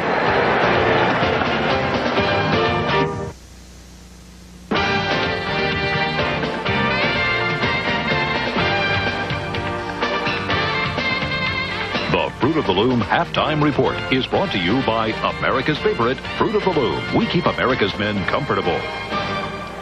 Hi, everybody. We're back at the Hoosier Dome where the Indianapolis Colts are leading the Pittsburgh Steelers on the strength of a Dean Biasucci field goal, 3-0 at halftime. And a hearty welcome to the Fruit of the Loom Halftime Report. The game, kind of push and shove so far in the first half. A few turnovers out there. Bubby Brister, 5 of 7 with 2 interceptions and only 66 yards. We'll talk more about that game in a moment. But right now to Ernie Johnson in Atlanta to tell us about Washington. Still undefeated, huh, Ernie? Yes, indeed, Fred, and it's been a thing of beauty out there, by the way, hasn't it, folks? The Redskins and the Bears, Jim Harbaugh against Mark Rippon, the matchup today. Well, you look at that matchup, and it was not even at all of the turnovers. They went 3 turnovers, 3 interceptions on Harbaugh's part. They basically played each other from time of possession to yards gained, passing and running, Ernie. They played even. Harbaugh didn't make the plays. The Washington Redskins now a perfect 6-0. Mark Rippon and Art Monk, the combination that killed the Bears most of the day today. They hooked up 6 times for 69 yards. Mark Rippon going 26 yards here to the veteran Art Monk for the early lead. Washington on its way to a 20-7 win over the 4-2 Chicago Bears. Joe Gibbs maintains his dominance over NFC Central opponents, while the frustration continues for Mike Ditka. Here's Iron Mike. We'll never be a good team as long as we're scoring 7, 10, 20 points. I mean, that's just ridiculous. So until we can get our game going and do the things we have to do without making mistakes out there, then it's going to be a long, hard season.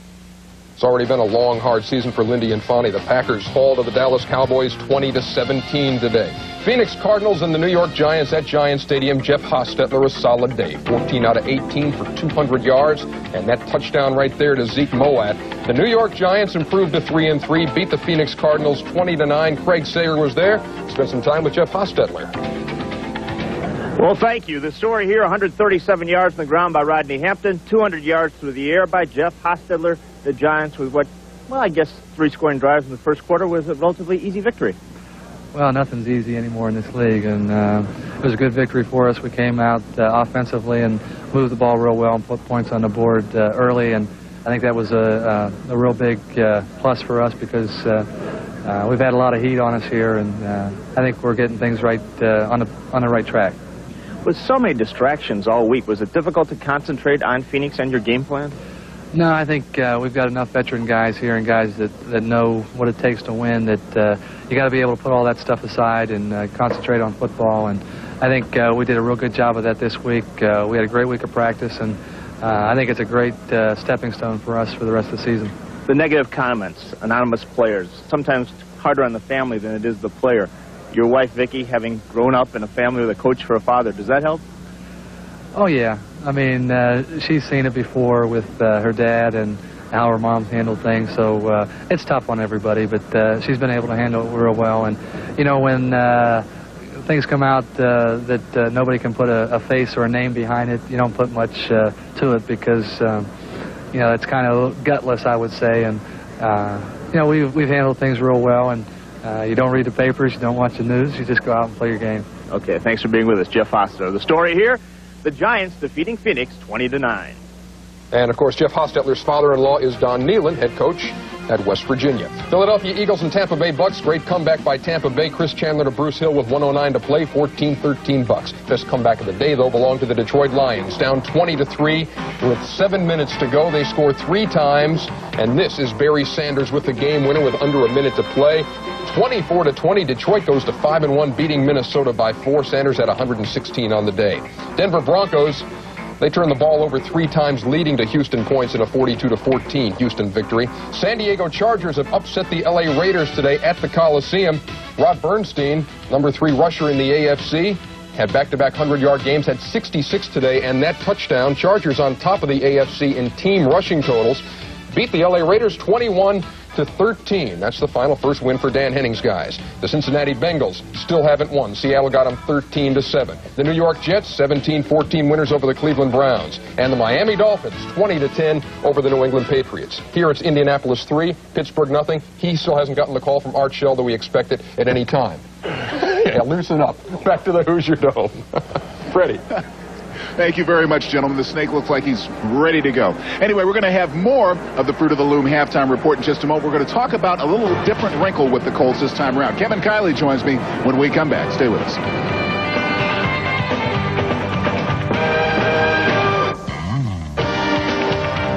And the autumn night falls over Indianapolis, Indiana, and the Hoosier Dome, where the homestanding Indianapolis Colts are trying to break into the win column. Everybody, welcome back to the Fruit of the Loom halftime report. I'm Fred Hickman. I am joined by Kevin Kiley. And Kevin, the Colts are 0-5. There is a movement afoot here for people to abstain from several things, including one of life's little pleasures until the Colts win. Is tonight the night? Well, I'm afraid I can't tell, but they're ahead 3-0. One of the reasons Ron Meyer got in trouble was that they felt with all the offensive line injuries the management did that he needed to simplify the blocking. He had a rather complicated blocking scheme offensively, a lot of different linemen. So tonight, the Colts went to a simpler blocking scheme, and we'll show you here right now. What they are trying to do is get some room for Jeff George. Take a look. Chris Conlon, Brian Baldinger, Mark Vanderpool, Kevin Call in the front, the X's. They want them to stay together and area block and give Jeff George a chance to stay up and throw the ball, which he does here in the first quarter to Billy Brooks. It worked well, except when they went away from it. Now watch this blocking scheme. Watch number 72, Vanderpool, a rookie, has no one to block right there in the circle. He's kind of lost out there. Watch the top of the screen. Bentley there, the Perkins, the running back, he doesn't get it done. Brian Hinkle beats the block, and here come the Steelers, a different, more complicated blocking scheme. George goes down in the sack. So in the second quarter now, this is the scoring drive. They go back to the same thing, area blocking, shoulder to shoulder. You see the 4 linemen there under the X's, giving Jeff George room to step up. Here's Jeff George, second-year quarterback, a fine guy when he has time. He hits Brooks on a 34-yard gain. That was the big play in the first half. A little bit of offense inside the offense. You can see that the Colts cannot be a complicated team because of the injuries, and when they keep it simple, they seem to do a lot better, Freddie. Okay, Kevin, thank you very much. We'll see you in the post game. Right now, the score is 3-0 in favor of the Colts. We've got a second half of football to go. We'll see you, of course, during the post game show after the contest, but we're going to send it back up to Skip and Pat for the second half action.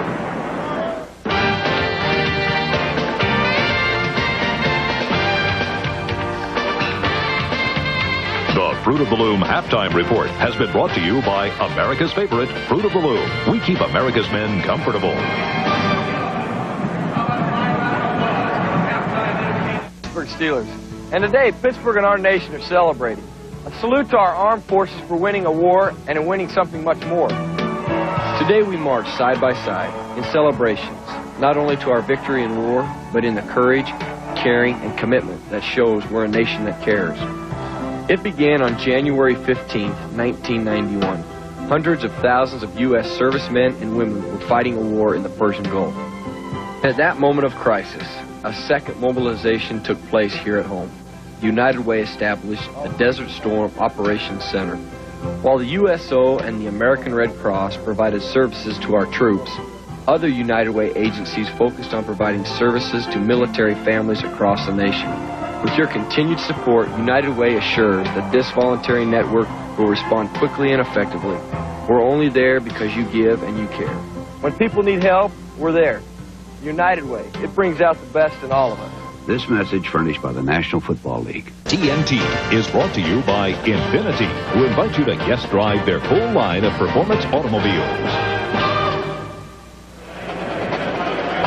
Pat Hayden, Skip Carey back with you in Indianapolis, where the Colts lead the Steelers 3-0. One of the big stories of the game, of course, is Eric Dickerson, the fine running back, great running back of the Colt team, and once again, not much of a night for him, but Pat, it's not his fault, is it? Well, it's not so far. You know, we said at the top of the show, hey, we're going to find out if Eric Dickerson still has it at age of 31. Well, 10 carries, 16 yards in the first half, but there was not a lot of daylight for Eric Dickerson. Take a look here. This is one of the problems he's faced all night. Quick penetration by the Pittsburgh defense. Now, he picks up 4 or 5 yards here, but he had to break 3 tackles and run around 4 other guys. Now, watch Bruce Perkins, number 34, the lead back who is subbing now for Anthony Johnson. Now, he just stands there, doesn't go anywhere. He's supposed to block someone. He's standing in the hole. Again, Dickerson has nowhere to go. Now, on this play, Dickerson does have a little bit of a crease. Now, this was earlier in the game. Anthony Johnson, the lead back. Now, in the old days, Dickerson would just take this at burst. There's some hesitation there on Dickerson's run there, but clearly in the first half, not much daylight for Eric Dickerson. There's been no running lane for him to use his strength and speed. And the second half is underway. Verdun is the deep man, and Clarence fields it at the goal line. Return, but he gets only to the 15-yard line, and absolutely no more than that. Ernie Mills, the wide receiver, down on the stop, but hold the phone here at the 16. Look at the first half stats.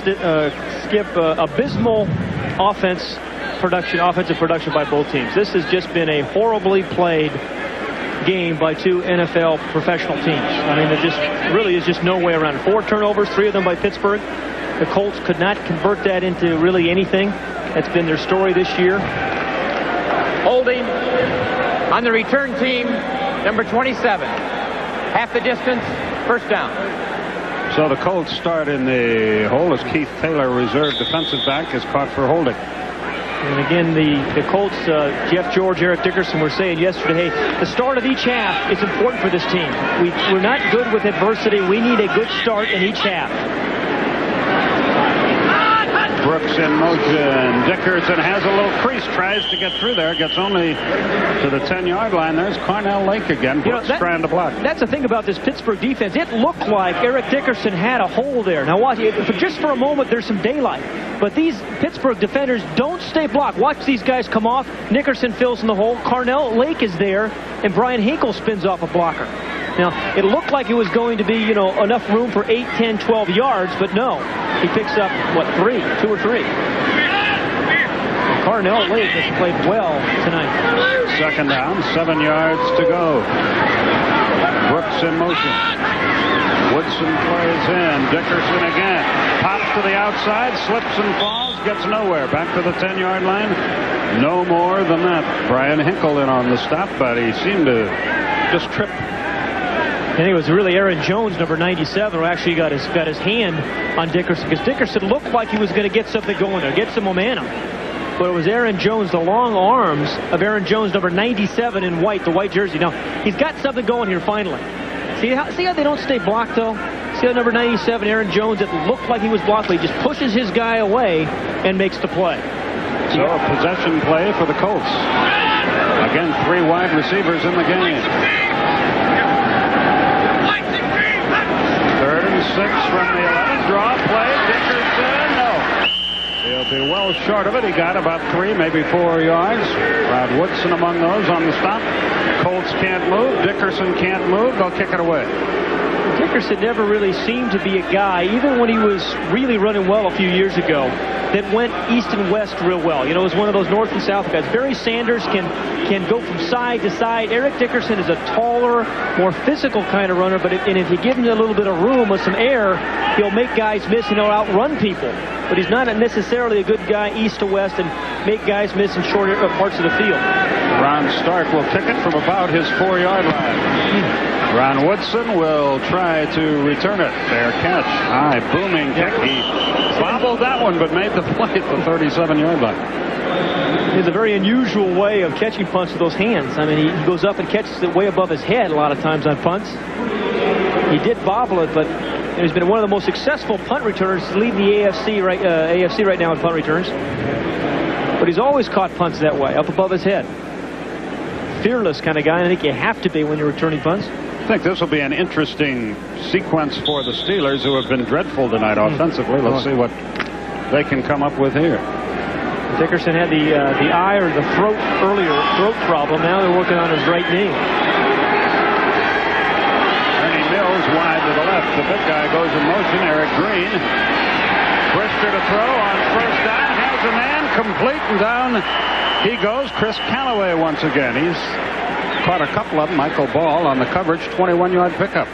Yeah, it's a nice adjustment there by Chris Callaway, but what really did this was great protection for Bubby Brister. No one in front of him. He could stand up, step up into the pocket, and just drill the ball. Almost knocked away there by Radisek, the linebacker. But when you have that kind of room to step up into the pocket, you're going to complete a lot of passes. Jeff Graham slot left. Ernie Mills wide to that side.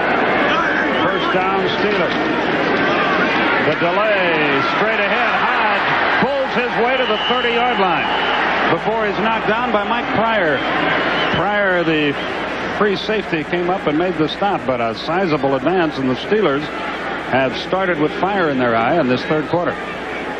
Watch the left side of this offensive line. These 2 guys in particular coming out and leading the way for Hodge. And also, you're going to see Barry Foster, number 29, throw a lead block on Radisek, number 97.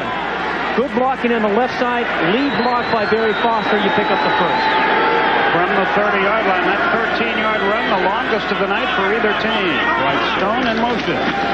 Hodge again. Gets 4 down to the 26-yard line before John Hand made the stop. A good block that time by the left guard, Terry Long, number 74. Well-documented situation this summer when Terry Long was in training camp and failed his drug test. Then allegedly committed or attempted suicide. Was in the hospital for a long time. Came back to camp voluntarily. He appealed the drug test, went in front of the commissioner with his lawyer, and a decision has not been rendered. If he is found guilty or the suspension's upheld, he'll miss 4 weeks. Foster on a sweep right. Cuts it back. He is nailed. In on the stop, Scott Radisek. Matt Jaworski was there as well, and not much for Foster. 3rd down play coming up. Yeah, that's a big hit there by Scott Radisek, the inside linebacker. Again, here's a guy who is just playing his heart out. Did last week against Seattle. He's oblivious to the situation, oblivious to the score. All he's doing is playing hard every down. Now, if you can get 45 guys, 46 guys doing that every down, you're going to win some football games. Leroy Thompson, number 34, rookie out of Penn State, a 6th-round draft choice, into the game for the Steelers on this 3rd and 6. And he is a receiver. Leroy Thompson runs terrific routes out of the backfield.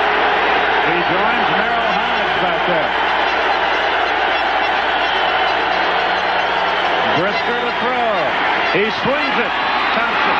He gets close to the 1st down. Let's see where they mark it. I think he's got it. Yeah, he got it. John Baylor in on the stop, but they threw it to Thompson as Pat predicted they would, and the chains moved. Now, the first back drafted out of Penn State by the Steelers since Franco Harris, and he was a surprise all summer for them, really, as a pass receiver. They didn't know what they had.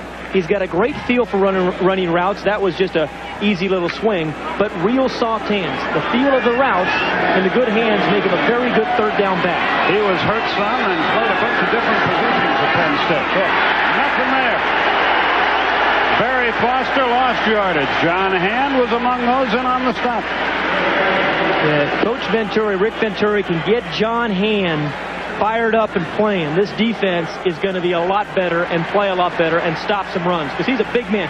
6'7", 300 pounds, a #1 draft pick, but has not played consistently for the Colts this season. Second down, 12 yards to go from the 21-yard line. Dwight Stone wide right. Chris Callaway wide left. Foster and Hodge are the running back. A pitch down the middle, touchdown to Green. Eric Green for the touchdown. Hey, for a big guy, 285, he can shake those hips all right, can he? Yes, he can. Looks like he was going with a hula hoop. 21-yard touchdown pass. He was all alone down the middle. And the Steelers have the first touchdown of the night, lead at 6-3. You know, as abysmal as this game has been offensively, this was a nice play. Wonderful fake by Brister, the play action. Then he just outruns Jaworski. Remember, we said, here's a guy, 285 pounds, who can block nose tackles and then outrun linebackers and beat them by 4 yards. He is a remarkable physical specimen. The kick is up and good, and it's a 7-3 ball game with 8:20 remaining in the third quarter. They haven't had many bright spots, the Steelers have on offense tonight. But the lone bright spot has been Eric Green. Presented by authority of the National Football League and is intended for the private use of our audience. Any rebroadcast or other use of this telecast without the express written consent of the Indianapolis Colts and the National Football League is prohibited.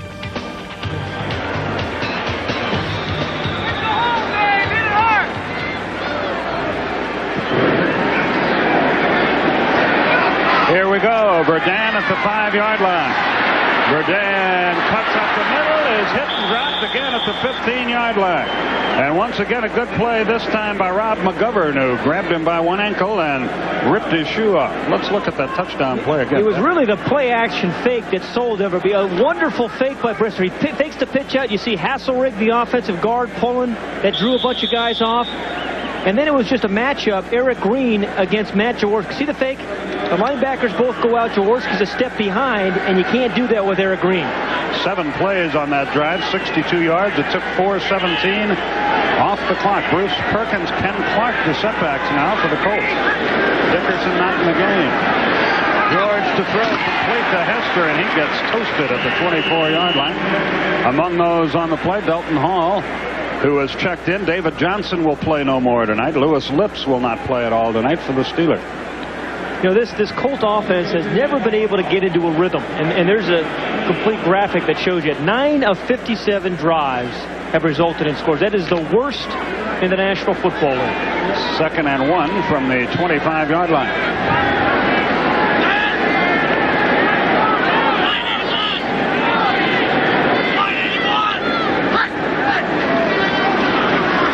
Man through is Clark, and he pops it up the middle to the 35 and a first down.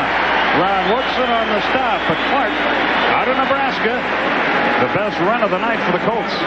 Yeah, they mark it at the 34. You're right, and there was a little slice there for Ken Clark. He didn't dance around, and he just seized the crease, followed the lead block of Perkins, who gets off the ball this time and makes a block instead of standing in the hole, and Ken Clark picks up the first. But it's a good lead block.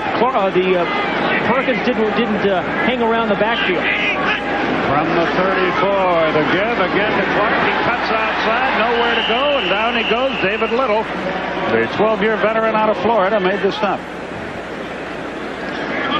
David Little, they said he was the soul of this defensive team. You want a guy who brings a lot of experience, a lot of leadership, and a lot of big hits. You bring on David Little. You know, they were giving up 25 points, 341 yards a game. A year ago, this is the #1 ranked defense in the NFL. A lot of that is because David Little hasn't been on the field this season. Perkins and Clark still the setback. 2nd and 10. George to throw, swing pass, incomplete, and that's probably just as well. Greg Lloyd was stride for stride with Ken Clark. It's 3rd and 10. You talk about a good reaction by a guy, Greg Lloyd. Here's a guy we've seen snap on punts. We've seen rush the passer and nearly get to George before. Stop the run. And that time, he begins to rush, sees it's going to be a screen, and falls off and makes a play. And he's done a little bit of everything tonight as Greg Lloyd. 3rd down, 10 yards to go from the 34-yard line. The Colts 1 out of 7 on 3rd down conversions. Brooks wide right, Verdun wide left, Hester in the slot right.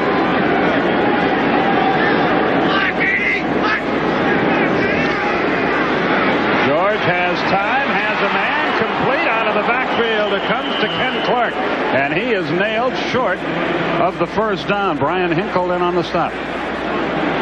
Really absolutely no chance for a 1st down here. I mean, it's 3rd and 10. This play is designed for Ken Clark to go 8 yards.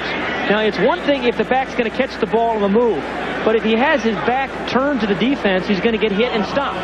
If you get a back, running away from the defense on an option route or something, maybe he can pick up a 1st down, but not when he turns his back to the defense. Jeff Graham is now the deep man for the Steelers. Ron Stark ready to kick it. They rush him. He gets the kick away. He's going to run it. He breaks the tackle and off to the races he goes. Jeff Graham. He gets to the 35-yard line. Scott Radisek in on the stop. A 35-yard kick, a 13-yard return, and the pendulum appears to be swinging toward the Pittsburgh team. That is Sylvester Kroom, the running back coach of the Colts, talking to Ken Clark and Bruce Perkins. Now, that's 2 guys that Skip, he didn't think he was going to be spending too much time with tonight. But Dickerson's out, Anthony Johnson's out, so 3rd-teamers are now playing. Warren Williams into the game at a running back position and gets the ball, is hit, and gets perhaps a yard.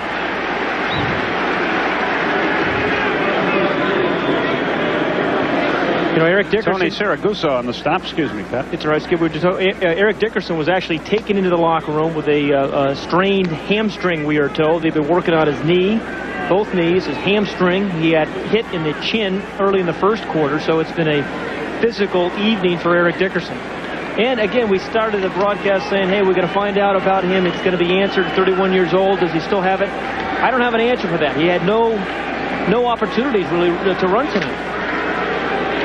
Foster gets into the back to the lineup very late here, and Brister has to tell him the play, and now has to hurry. 2nd and 9. He's going to throw out in the flat. Williams with it, 35, 40-yard line. It'll be 3rd and 5. John Hand on the stop. Warren Williams in his 5th year out of Miami caught the pass. They almost didn't get that snap, Skip, and a lot of communication between Joe Walton into the quarterbacks. They signal in formation, then somebody else runs in with a play, and Norman Schwarzkopf had an easier time communicating sometimes with his troops at the Persian Gulf than these guys have had during the course of the year. Merrill Hodge and Leroy Thompson now the Steeler running backs. 3:48 left in the 3rd quarter. It's 3rd and a long 4. Again, Eric Green should be the guy here. Stone in motion. Brister has a lot of time. Now he's going to run. And now he's going to be hit, and he's not going to get the 1st down. He's going to lose yardage. John Baylor came up and did it again. Yeah, he sure did. Yeah. I love the fake, though, by Brister. Again, he is looking for Eric Green. He is well covered that time. Now, remember in grammar school, you used to kind of fake, and you hope the guy jumped up?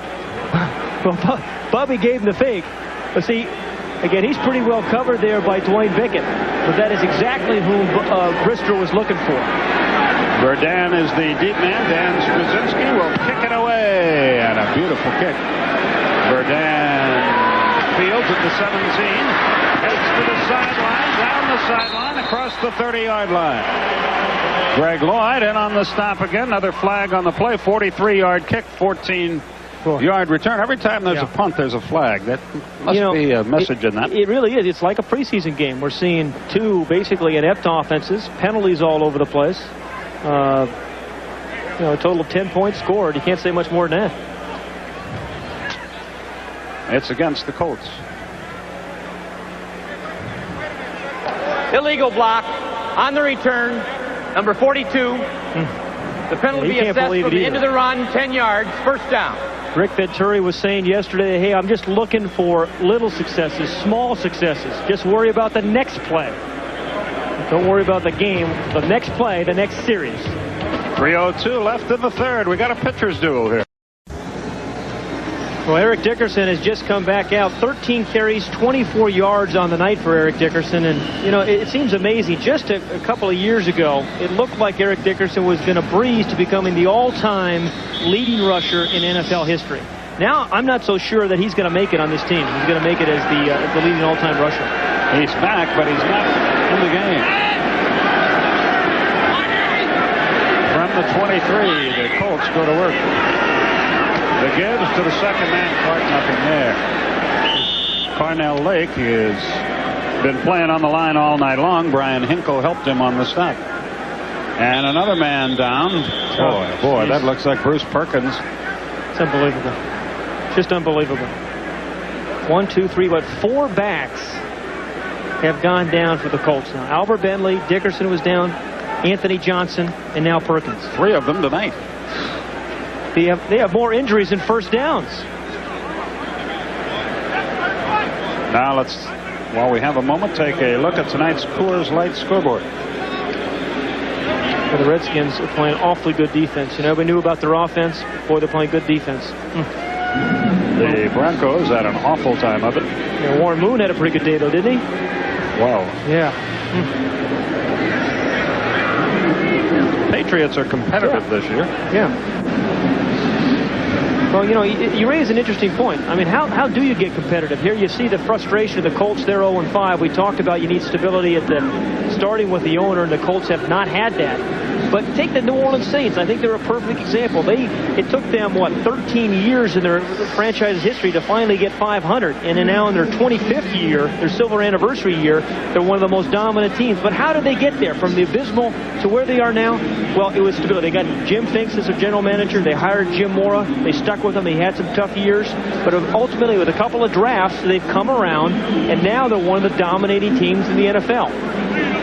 Well, the lack of stability has hurt the Colts. The injury situation has been horrendous this year. Ray Donaldson, a broken leg. Albert Bentley, reconstructive knee surgery. We told you about the tight ends. Pat Tomberlin, a broken leg. Bill Schultz, knee surgery. The guys who are hurt tonight. It hasn't been a pretty sight, but the Colts are still in the game. Back right after this. Well, Perkins appears to be okay. May come back into the game, but at the moment they go with their only remaining running back. That's Ken Clark. James Coley, who's been here about 8 days, and Bob Morasco, I think, joined the team on Wednesday, are the 2 tight ends. Jeff George was saying, hey, guys are coming in the locker room and introducing themselves. And they're saying, are you the quarterback? You must be the new guy. George will throw. It's off to Clark. He's got a little room to run. Lake missed him, but then he's hit and knocked down by Brian Hinkle. It's 3rd and long. You know, it's 3rd about, 5 or 6 maybe. But there's never been any sense of rhythm in this Colt offense tonight. You know, and some of it, Pittsburgh's defense, they played relatively well. But Rick Venturi hasn't had a series of plays that have kind of worked, that you can run one play and then throw a play action off it. The sequencing of plays, there's been just no rhythm. George flips it out the other way to Clark. He has a first down and out of bounds near the 40-yard line. Greg Lloyd ran him out at the 39, but a first down for the Colts. You know, they can't afford for this guy to get hurt because he is the last guy they can play in the backfield for him tonight. But he's done a nice job of receiving, known as more of a runner, clearly at Nebraska. But again, out there in the flat, he's done a nice job of catching the ball in full stride and then making a play. Dickerson, with that hamstring problem, has not re-entered the game. Hester wide left, Brooks to the right. The amazing thing is the Colts are still in this football game. Very much so. Brooks in motion left, comes back right. The give is to Clark. Nothing there. He may have gotten a yard, no more than that. And when they try to run the ball, it's not a pretty sight. Remember what they gave up for Jeff George, Chris Hinton, the tackles now with the Atlanta Falcons, Andre Rice, and their deep threat, who's had a nice career with the Falcons thus far. Andre's going to try to play pro basketball. Yeah, did you see that? Jeez. I still think it's the right trade because they have a guy, Jeff George, who could be a franchise quarterback for the next 10, 12 years maybe, but he's got to have the proper environment, I think, to be able to prosper. He doesn't have that now. Hasn't had it for 2 years. Hester left, Brooks right. 2nd and 10. Clark tries again. Nothing there. He loses a yard. Donald Evans got there and really creamed him. Donald Evans, number 66 for the Pittsburgh Steelers at defensive. He runs down a lot of plays that most defensive linemen can't get to. Watch him at the top of the screen. Just a nice read by him. Now, here's a guy who was drafted by the Rams. They tried to make a running back out of him. He gets released. Pittsburgh picks him up, and now he's started for the last 2 years for the Steelers and played pretty doggone well. Perkins has a strained neck. He is out for the night. The problems continue for the Colts. Dickerson hasn't been counted out yet, but he's not in the lineup, which tells you something. In the 3rd quarter is history. At the end of 3, it's a 7-3 game. The Steelers have the lead. Can the Colts mount an offense? We'll be back to find out right after this.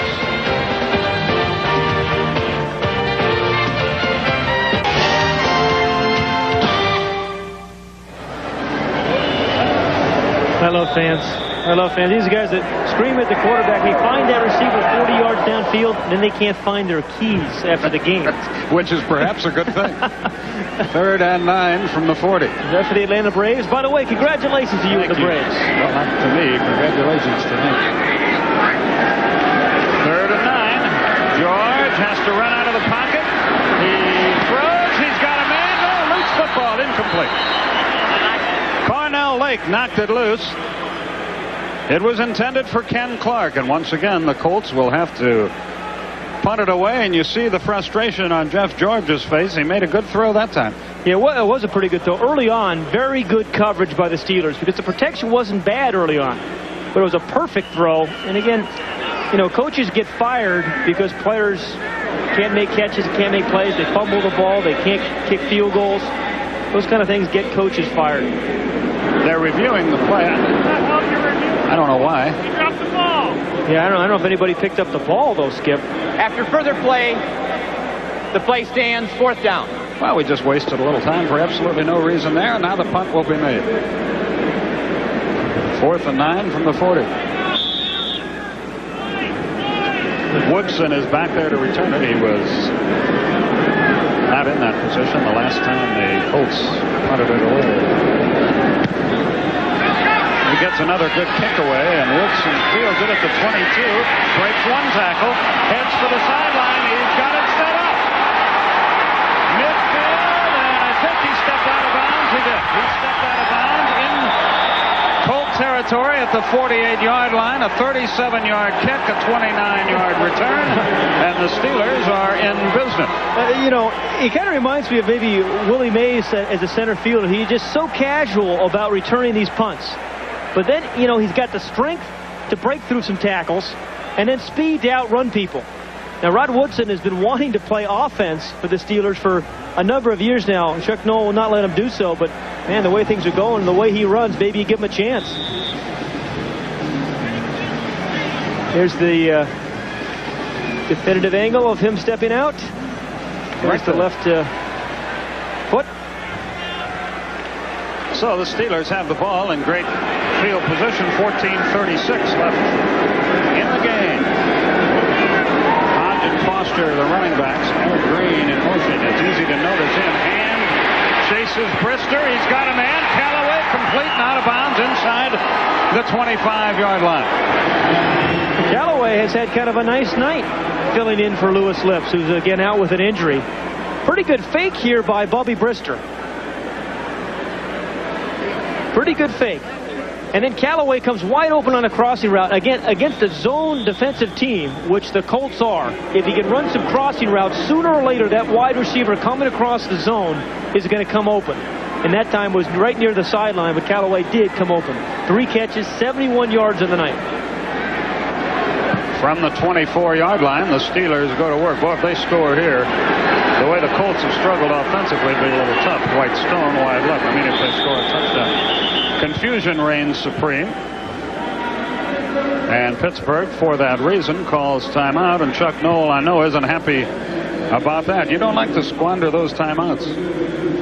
14:05 remaining in the game. The Steelers have a first down deep in Indianapolis territory, and we'll be back. The NFL on TNT is brought to you by Allstate. For home, auto, life, and business insurance, you're in good hands with Allstate. Well, there's the opinion of a couple of apparent Colts fans here. First and 10 at the 24-yard line. Hodge and Foster are the running back. Brister goes to work. He's going to throw. He does. It's Foster. 15, 10, 5. Touchdown.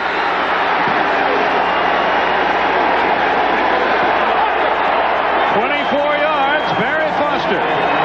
Boy, the Steelers have not had many good offensive plays, but boy, when they have been on, they've had a couple of sensational ones.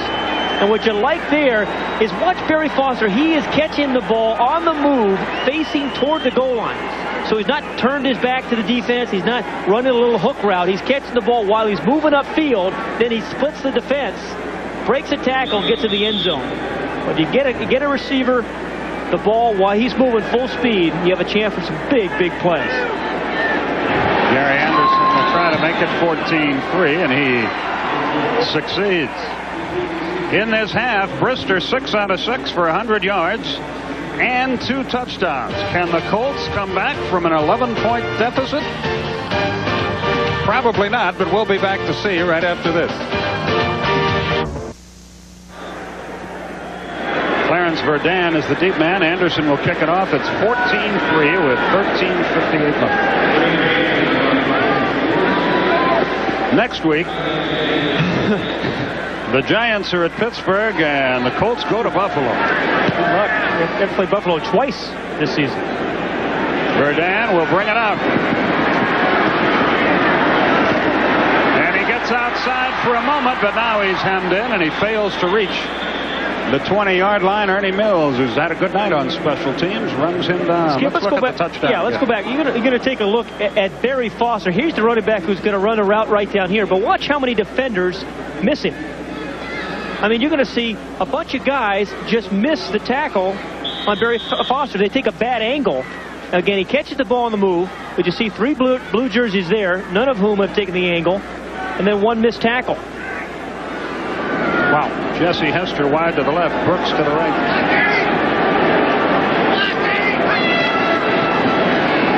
Play action, he's going to throw. George runs out of the pocket and unloads. Got a man all alone. Hester complete at the 38-yard line. There's no doubt he can throw the ball if he just has time. Perkins, who we were told would not come back into the game, you see the eye is back in the game. Yeah. You see the eye black that Jeff George was wearing. I was asking him before the game, why do you wear that stuff indoors? He said, you know, it's an absolute superstition. It does nothing for me, but I've been wearing it since high school, and I'm superstitious. He's an honest man. They give him the 40-yard line. Hester wide to the left, Brooks to the right.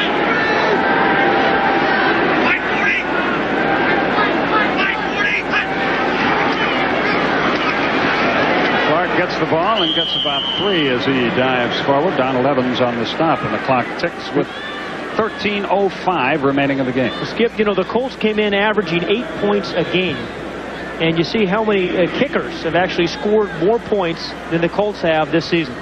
And we're not just sitting here beating on the Colts for no reason, but we got to tell you the truth of the situation. Well, that's what he's got to fix. That's why he has the job. I don't envy him the job. I really don't.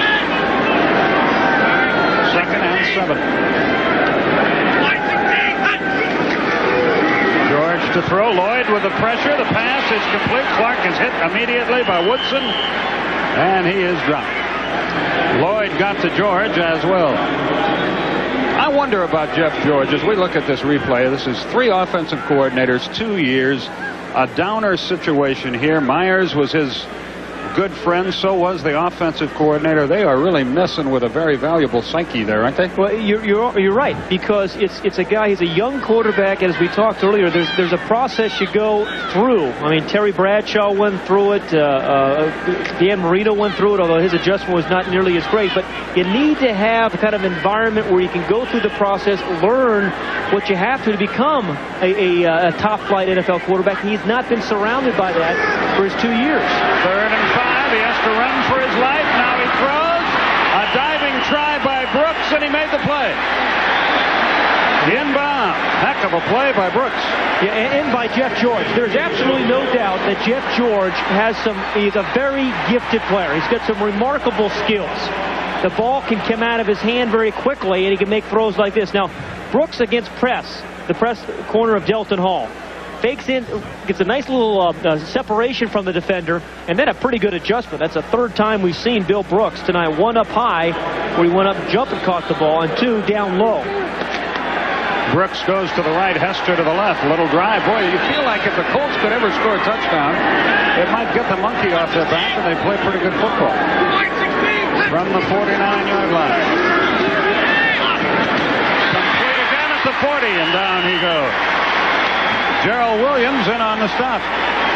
Well, just like Rick Venturi wants from this team, he wants them just thinking about the next play. Just get a first down. Don't worry about the score right now. Just keep it going. Play hard every down. 1st and 10 at the 38. They've marched it right down the field.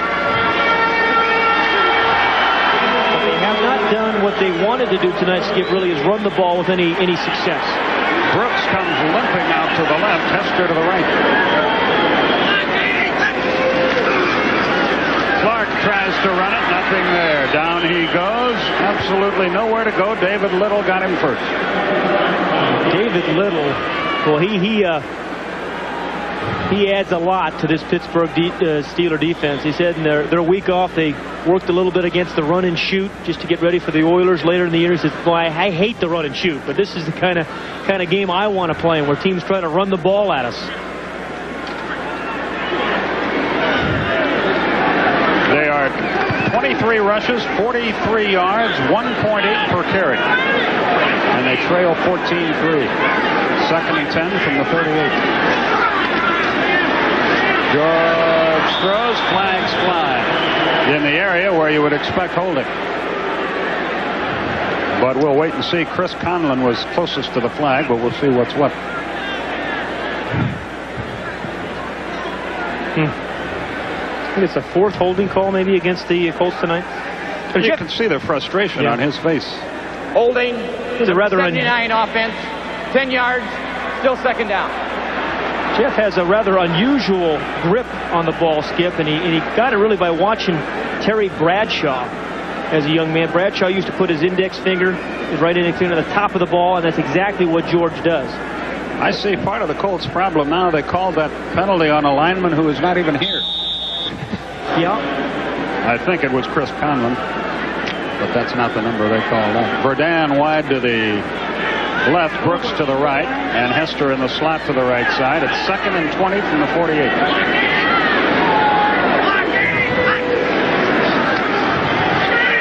He wants to throw a screen, and he does to Clark. Diving tackle and a good play by Aaron Jones, but a sizable advance nonetheless. Clock ticks with 9.5 minutes left. That play was well set up, one of the very few that the Colts have had tonight, but that thing was well designed. You see, you get the right index finger, a good little pump fake on top of the ball, and he does get rid of it very quickly. No wasted motion at a Jeff George's throwing motion. 3rd and 12 from the 41-yard line. That guy is easily entertained. He certainly is, Ali. Now play is harder here.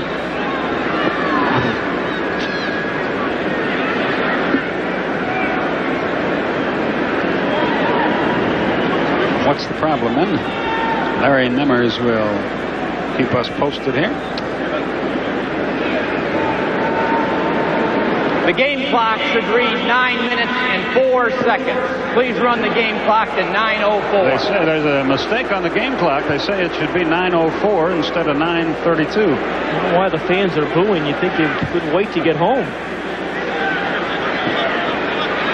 Now, 9:04 left. It's 14-3.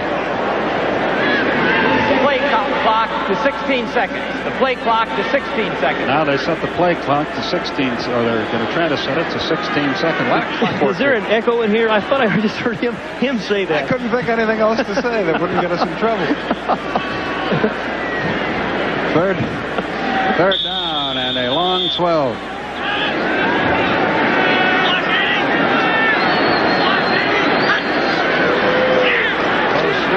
George has time, runs out of time, drops the football, it's loose, big pile up. The Steelers have the ball. Oh.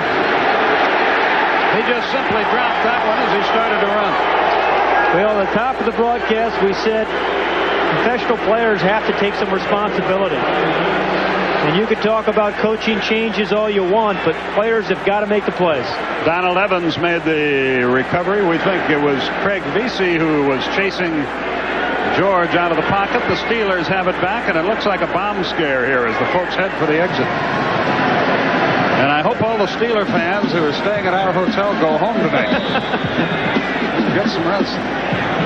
The Steelers, although they're going to win this game, and it's 14-3 now, but they still have some major question marks. This has not been a sterling offensive performance, certainly by the Steelers tonight. And if they're going to catch the Oilers, they're going to have to be a lot more productive on offense. And they're going to have to get some of their young wide receivers, Jeff Graham and Ernie Mills, that we talked about at the beginning of the broadcast.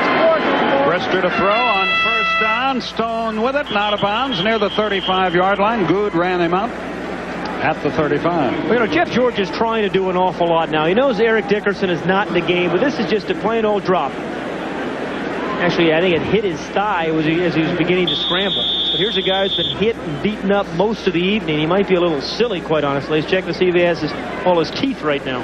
It's probably before your time, but I remember an outstanding young quarterback prospect, Randy Johnson, in Atlanta, the first year of that expansion situation, with no offensive line at all. I think it ruined him. Hodge with the ball, and he puts his head down and slips through for 3, perhaps 4 yards. Well, Skip, you make an interesting point. I believe Terry Bradshaw is the only quarterback drafted #1 in the entire draft that has gone on to lead his team to a Super Bowl. No other quarterback drafted #1 in the entire draft has done so except for Bradshaw. Now look at the rookie years. George in his second year, but Jeff George had a terrific year a year ago. More touchdowns and interceptions. That's very significant for any quarterback. Doesn't have it going this year.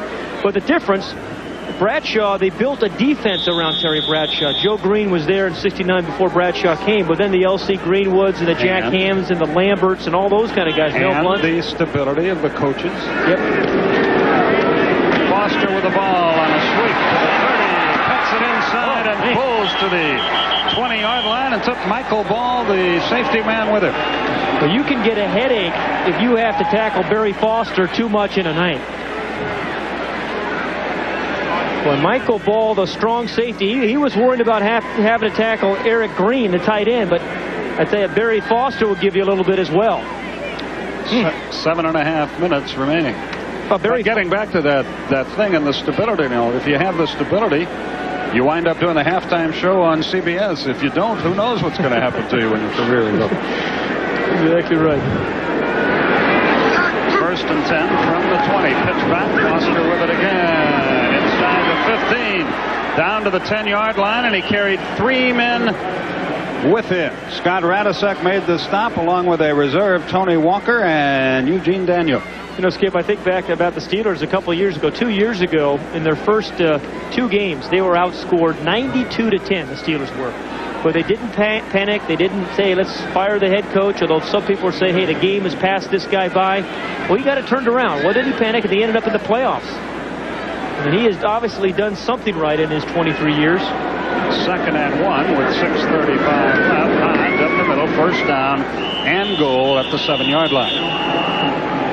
The thing about Chuck Noll, too, is I think he's always had an affection and affinity for linemen, offensive and defensive linemen. Started with Cleveland as a a running guard, brought in plays for the old Cleveland Browns, and still at practice spends a lot of time with the offensive linemen. Just to make things worse, Mike Pryor, the starting free safety, comes limping off the field, and Dave McClellan takes his place for the Colts. 6 minutes left, and it couldn't end soon enough for the Indianapolis fan.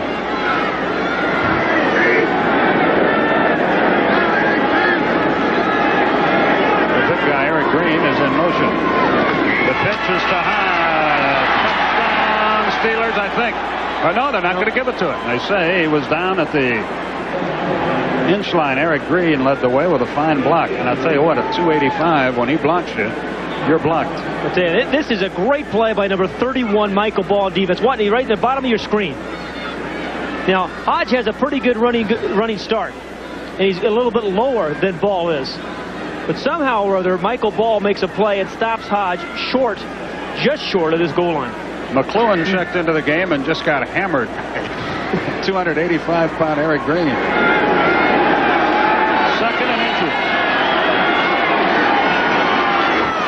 Brister wants to throw for it. There'll be pass interference there, and it'll be first and goal. Keith Taylor all over Merrill Hodge. 5:02 left. Brister was looking for Eric Green, who, from this vantage point, he looks open, but it's a lot different from the vantage point that Bubby Brister has, believe me. Defensive pass interference. Back of the end zone. Now, so he looks over there, but to Brister, he sees a blue jersey in front of him and says, hey, I'm not going to take a chance with a 14-3 lead. Keith Taylor was going for the ball, but he got his feet tangled up with those of Merrill Hodge. So it's first and goal at the 1. I'll bet you a hot dog that they score. No, as a matter of fact. You always like to go out on a limb like that, don't you? Kind of guy I am. Warren Williams fits into the game, along with Hodge. Malarkey in motion. Hodge dives in there for a touchdown.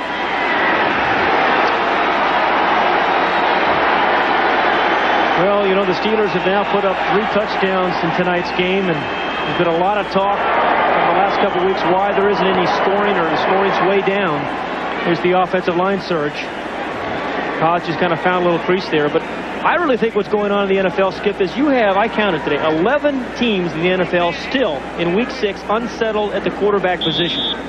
Now, neither one of these teams, but 11 teams in the NFL, I think that's one of the reasons scoring's down. There's a lot of theories espoused, and some of them are all partially right. Gary Anderson nails that, and it's 21-3. And so, the Bengals and Colts, the only teams yet to win. We'll be back.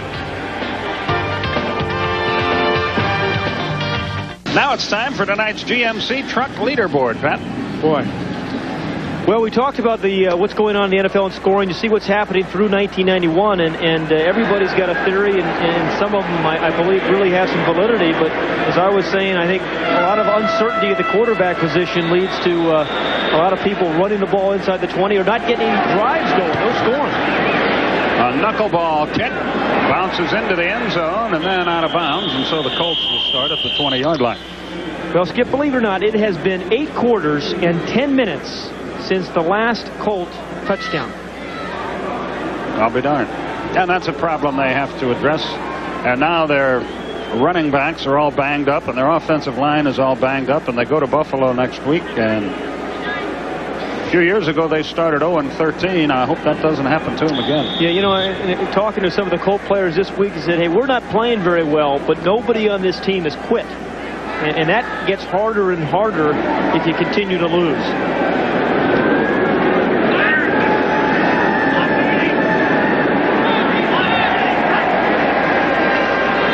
To throw. Evans is after him. Evans has got him. Flags fly. That's a loss of about 7.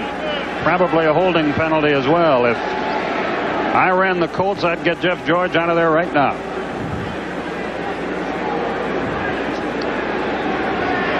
Well, Skip, he actually had pretty good protection early on. But again, zone defense by the Holding. Steelers. Everybody's covered, Number 66. nowhere to go. Penalty decline. And nowhere to Second step down. up into the pocket. Pretty good protection on the outside by the tackles, but it was the guards, both of whom starting their very first NFL game tonight. The offensive guards, Chris Conlon and Mark Vanderpool, but the guards didn't keep their guys close to the line of scrimmage, and nowhere for George to step up. Second and 16. That's 5 sacks, and the Colts have lost 44 yards.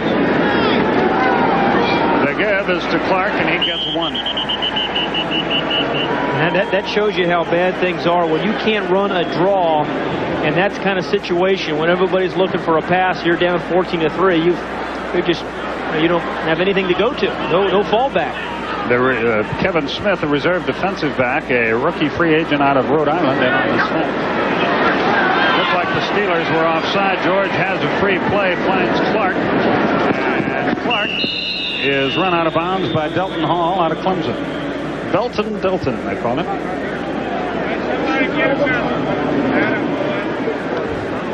The Steelers have a 1-hour flight there's been a lot to of look forward to. Penalties tonight, haven't there? Yes. In a word, yes. Man.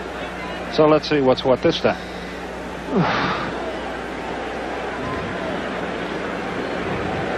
Over on the Pittsburgh side, Neil O'Donnell is limbering up and could enter the game. For this one is decided. There he is. Didn't in his second year is Neil O'Donnell. Didn't take a snap all of last year, but he's had a chance this year to actually play pretty well in a couple of games.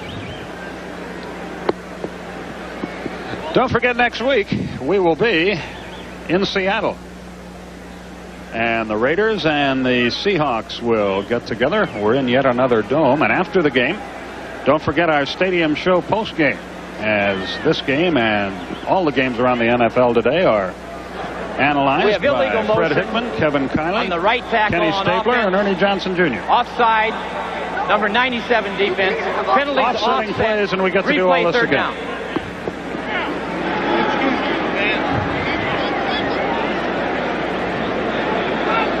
Well, there was a polite Steeler there. I think it was Woodson who said, "Excuse me, but," and then they quickly cut off the mic. I would have liked to heard the rest of that. Well, the Colts were hoping to have some questions answered tonight, Skip. Could Eric Dickerson do at age 31? Would they play for more enthusiasm with Rick Venturi? And no screen pass, and a heck of a stop by Kevin Smith. The youngster from Rhode Island comes up with his second play. The pass went to Perkins, and the Colts will have to kick, and this place is devoid of Colt fans. Almost all Steeler fans remain. We're just going to finish up the thought. The questions really haven't been answered. You know, and Rick Venturi in his second week as a head coach in the NFL, well, he's got a lot of work. First of all, he's going to have to interview some more people. All these injuries, he's going to have to bring in some running backs this week and find some guys who could suit up next week. Yet more confusion will be the result of that in all likelihood. Here's the kick, and Woodson calls a fair catch at the 46-yard line, and the Steelers will have the football. We're not trying to drop a bomb on Venturi, but his first head coaching job was at Northwestern. He was just 31 years old. You know how tough it is for that school to compete in the Big Ten. He was 131-1 there, the one win being against Wyoming. So this is his second time around, and it's really it's not an impossible task, but it's awful close. Yeah, it is. But look what's happened with interim head coaches. Only 7 have had winning records, and there is a reason why they're interim coaches, because things aren't going well, and you're trying to turn the program around. Here's the give to Warren Williams, the running back, and he gets a couple, and he keeps the clock moving. It was interesting in the pregame show to hear Jim Irsay say that they would not turn complete control over to a veteran football man head coach. But see, you're not going to get a guy like a Joe Gibbs. Not that Joe Gibbs is looking for a job, but a guy of that quality and that caliber is going to want to have control when he comes into the Colts. And if they're not willing to do that, they're going to have to settle for someone else. A lot of names being thrown around. Buddy Ryan's name has been in the paper here twice in the Indianapolis Star the last 2 days. Mike White, who's an assistant with the Raiders, his name has been tossed around in the papers here in Indianapolis. And that makes it tough for the interim coach, too. Every time you pick up the paper, you and your players read yet another name. Well, you know, all the assistant coaches were saying this week, Skip, is, hey, we know we're fired.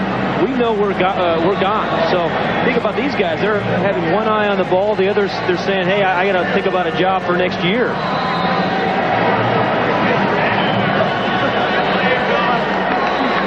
.3:18 remaining. The Steelers will work from the 43. Leroy Thompson, Warren Williams now the running backs, and Neil O'Donnell out of Maryland is the quarterback. The pitch back comes to Leroy Thompson, and he breaks the tackle and loses the football, and a big pile ensues. And let's see who gets the ball. The Steelers still have it.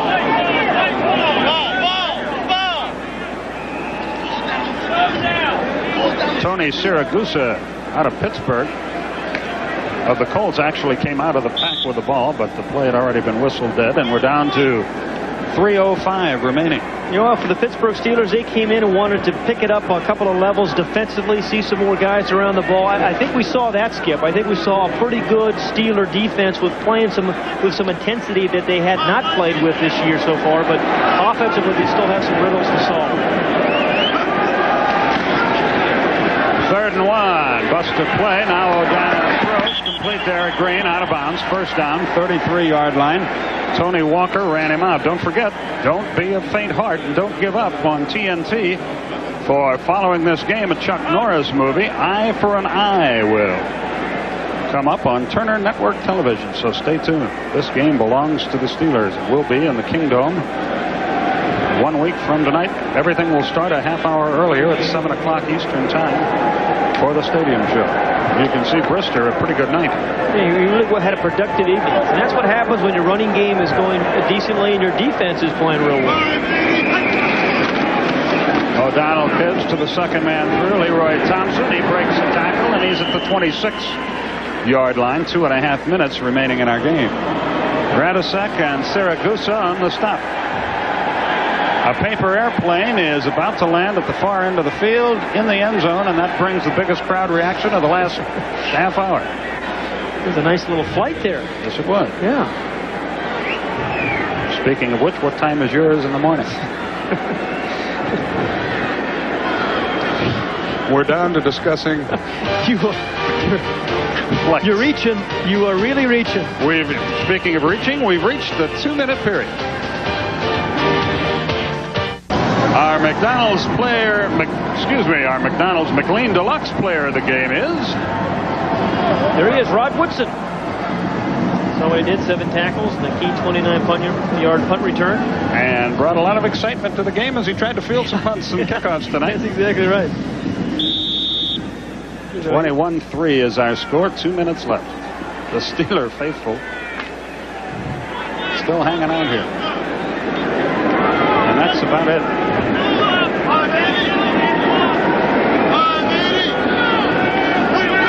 Eric Green goes in motion to give. Straight ahead goes Warren Williams out of Miami. He gets about 2 and more importantly keeps the clock running. You know, what's really played pretty well for the Steelers is the offensive line. They had a little trouble establishing the running game, which they wanted to do, running it inside the tackles early, but they trailed, remember, 3-0 at halftime. Well, you know, you saw Rick Venturi again. They said, hey, he's got 11 games to show progress. And that's tough to do with the situation he inherits. And, you know, there is a scenario, actually, that he comes back next year as the defensive coordinator again and not the head coach. Which might create all sorts of other problems. Williams keeps his feet, dives forward. He's close to the first down. It'll depend on the spot just outside the 20-yard line, and the clock continues to run. If you're the new head coach, do you want the interim coach from the year before on your staff? No, probably not. But he's the guy who survived a couple of head coaching changes here before. He's been on the staff since 1982. Kind of worked his way up as a linebacker coach and then ultimately the defensive coordinator. And really was the only logical choice when they decided to make a change with Ron Meyer. He brings a lot of enthusiasm and discipline and to the game. 1st and 10, and this should be the last play of the contest. Pitch play to Warren Williams. He breaks a tackle, spins outside, is down at the 14-yard line. Keith Taylor there on the stop. And as this game comes to a close, here's the AFC East. Now the Bills will play tomorrow night, play the Chiefs. Dolphins come from behind today, and the Colts remain winless. They and the Cincinnati Bengals. And this one is history, and Chuck Noll heads off with yet another win, and Rick Venturi loses his first as an NFL coach. 21-3 is our final score. The Colts go to Buffalo next week. The Steelers go home to play the Giants. So this one is on the board, and we'll be back to the Hoosier Dome right after this. NFL on TNT is brought to you by GMC Truck, the strength of experience. And by McDonald's, getting more for your money. That's McDonald's today. It don't rain in Indianapolis. Once again, the final score, Steelers 21, Colts 3. Join us next Sunday. We travel to Seattle as the Raiders-Seahawks get together. The Raiders were upset at home by the Chargers 21-13 today. Seattle won on the road 13-7 at Cincinnati, so be sure to tune in next week on TNT. Coming up next, the Stadium Show postgame. Fred Hickman and company will have live interviews with the Steelers and the Colts. Ernie and the Snake will have scores and highlights of today's action. The Stadium Show postgame coming up next. Pat Hayden will be involved in that as well. For Pat, from Indianapolis, Skip Carey. So long, everybody.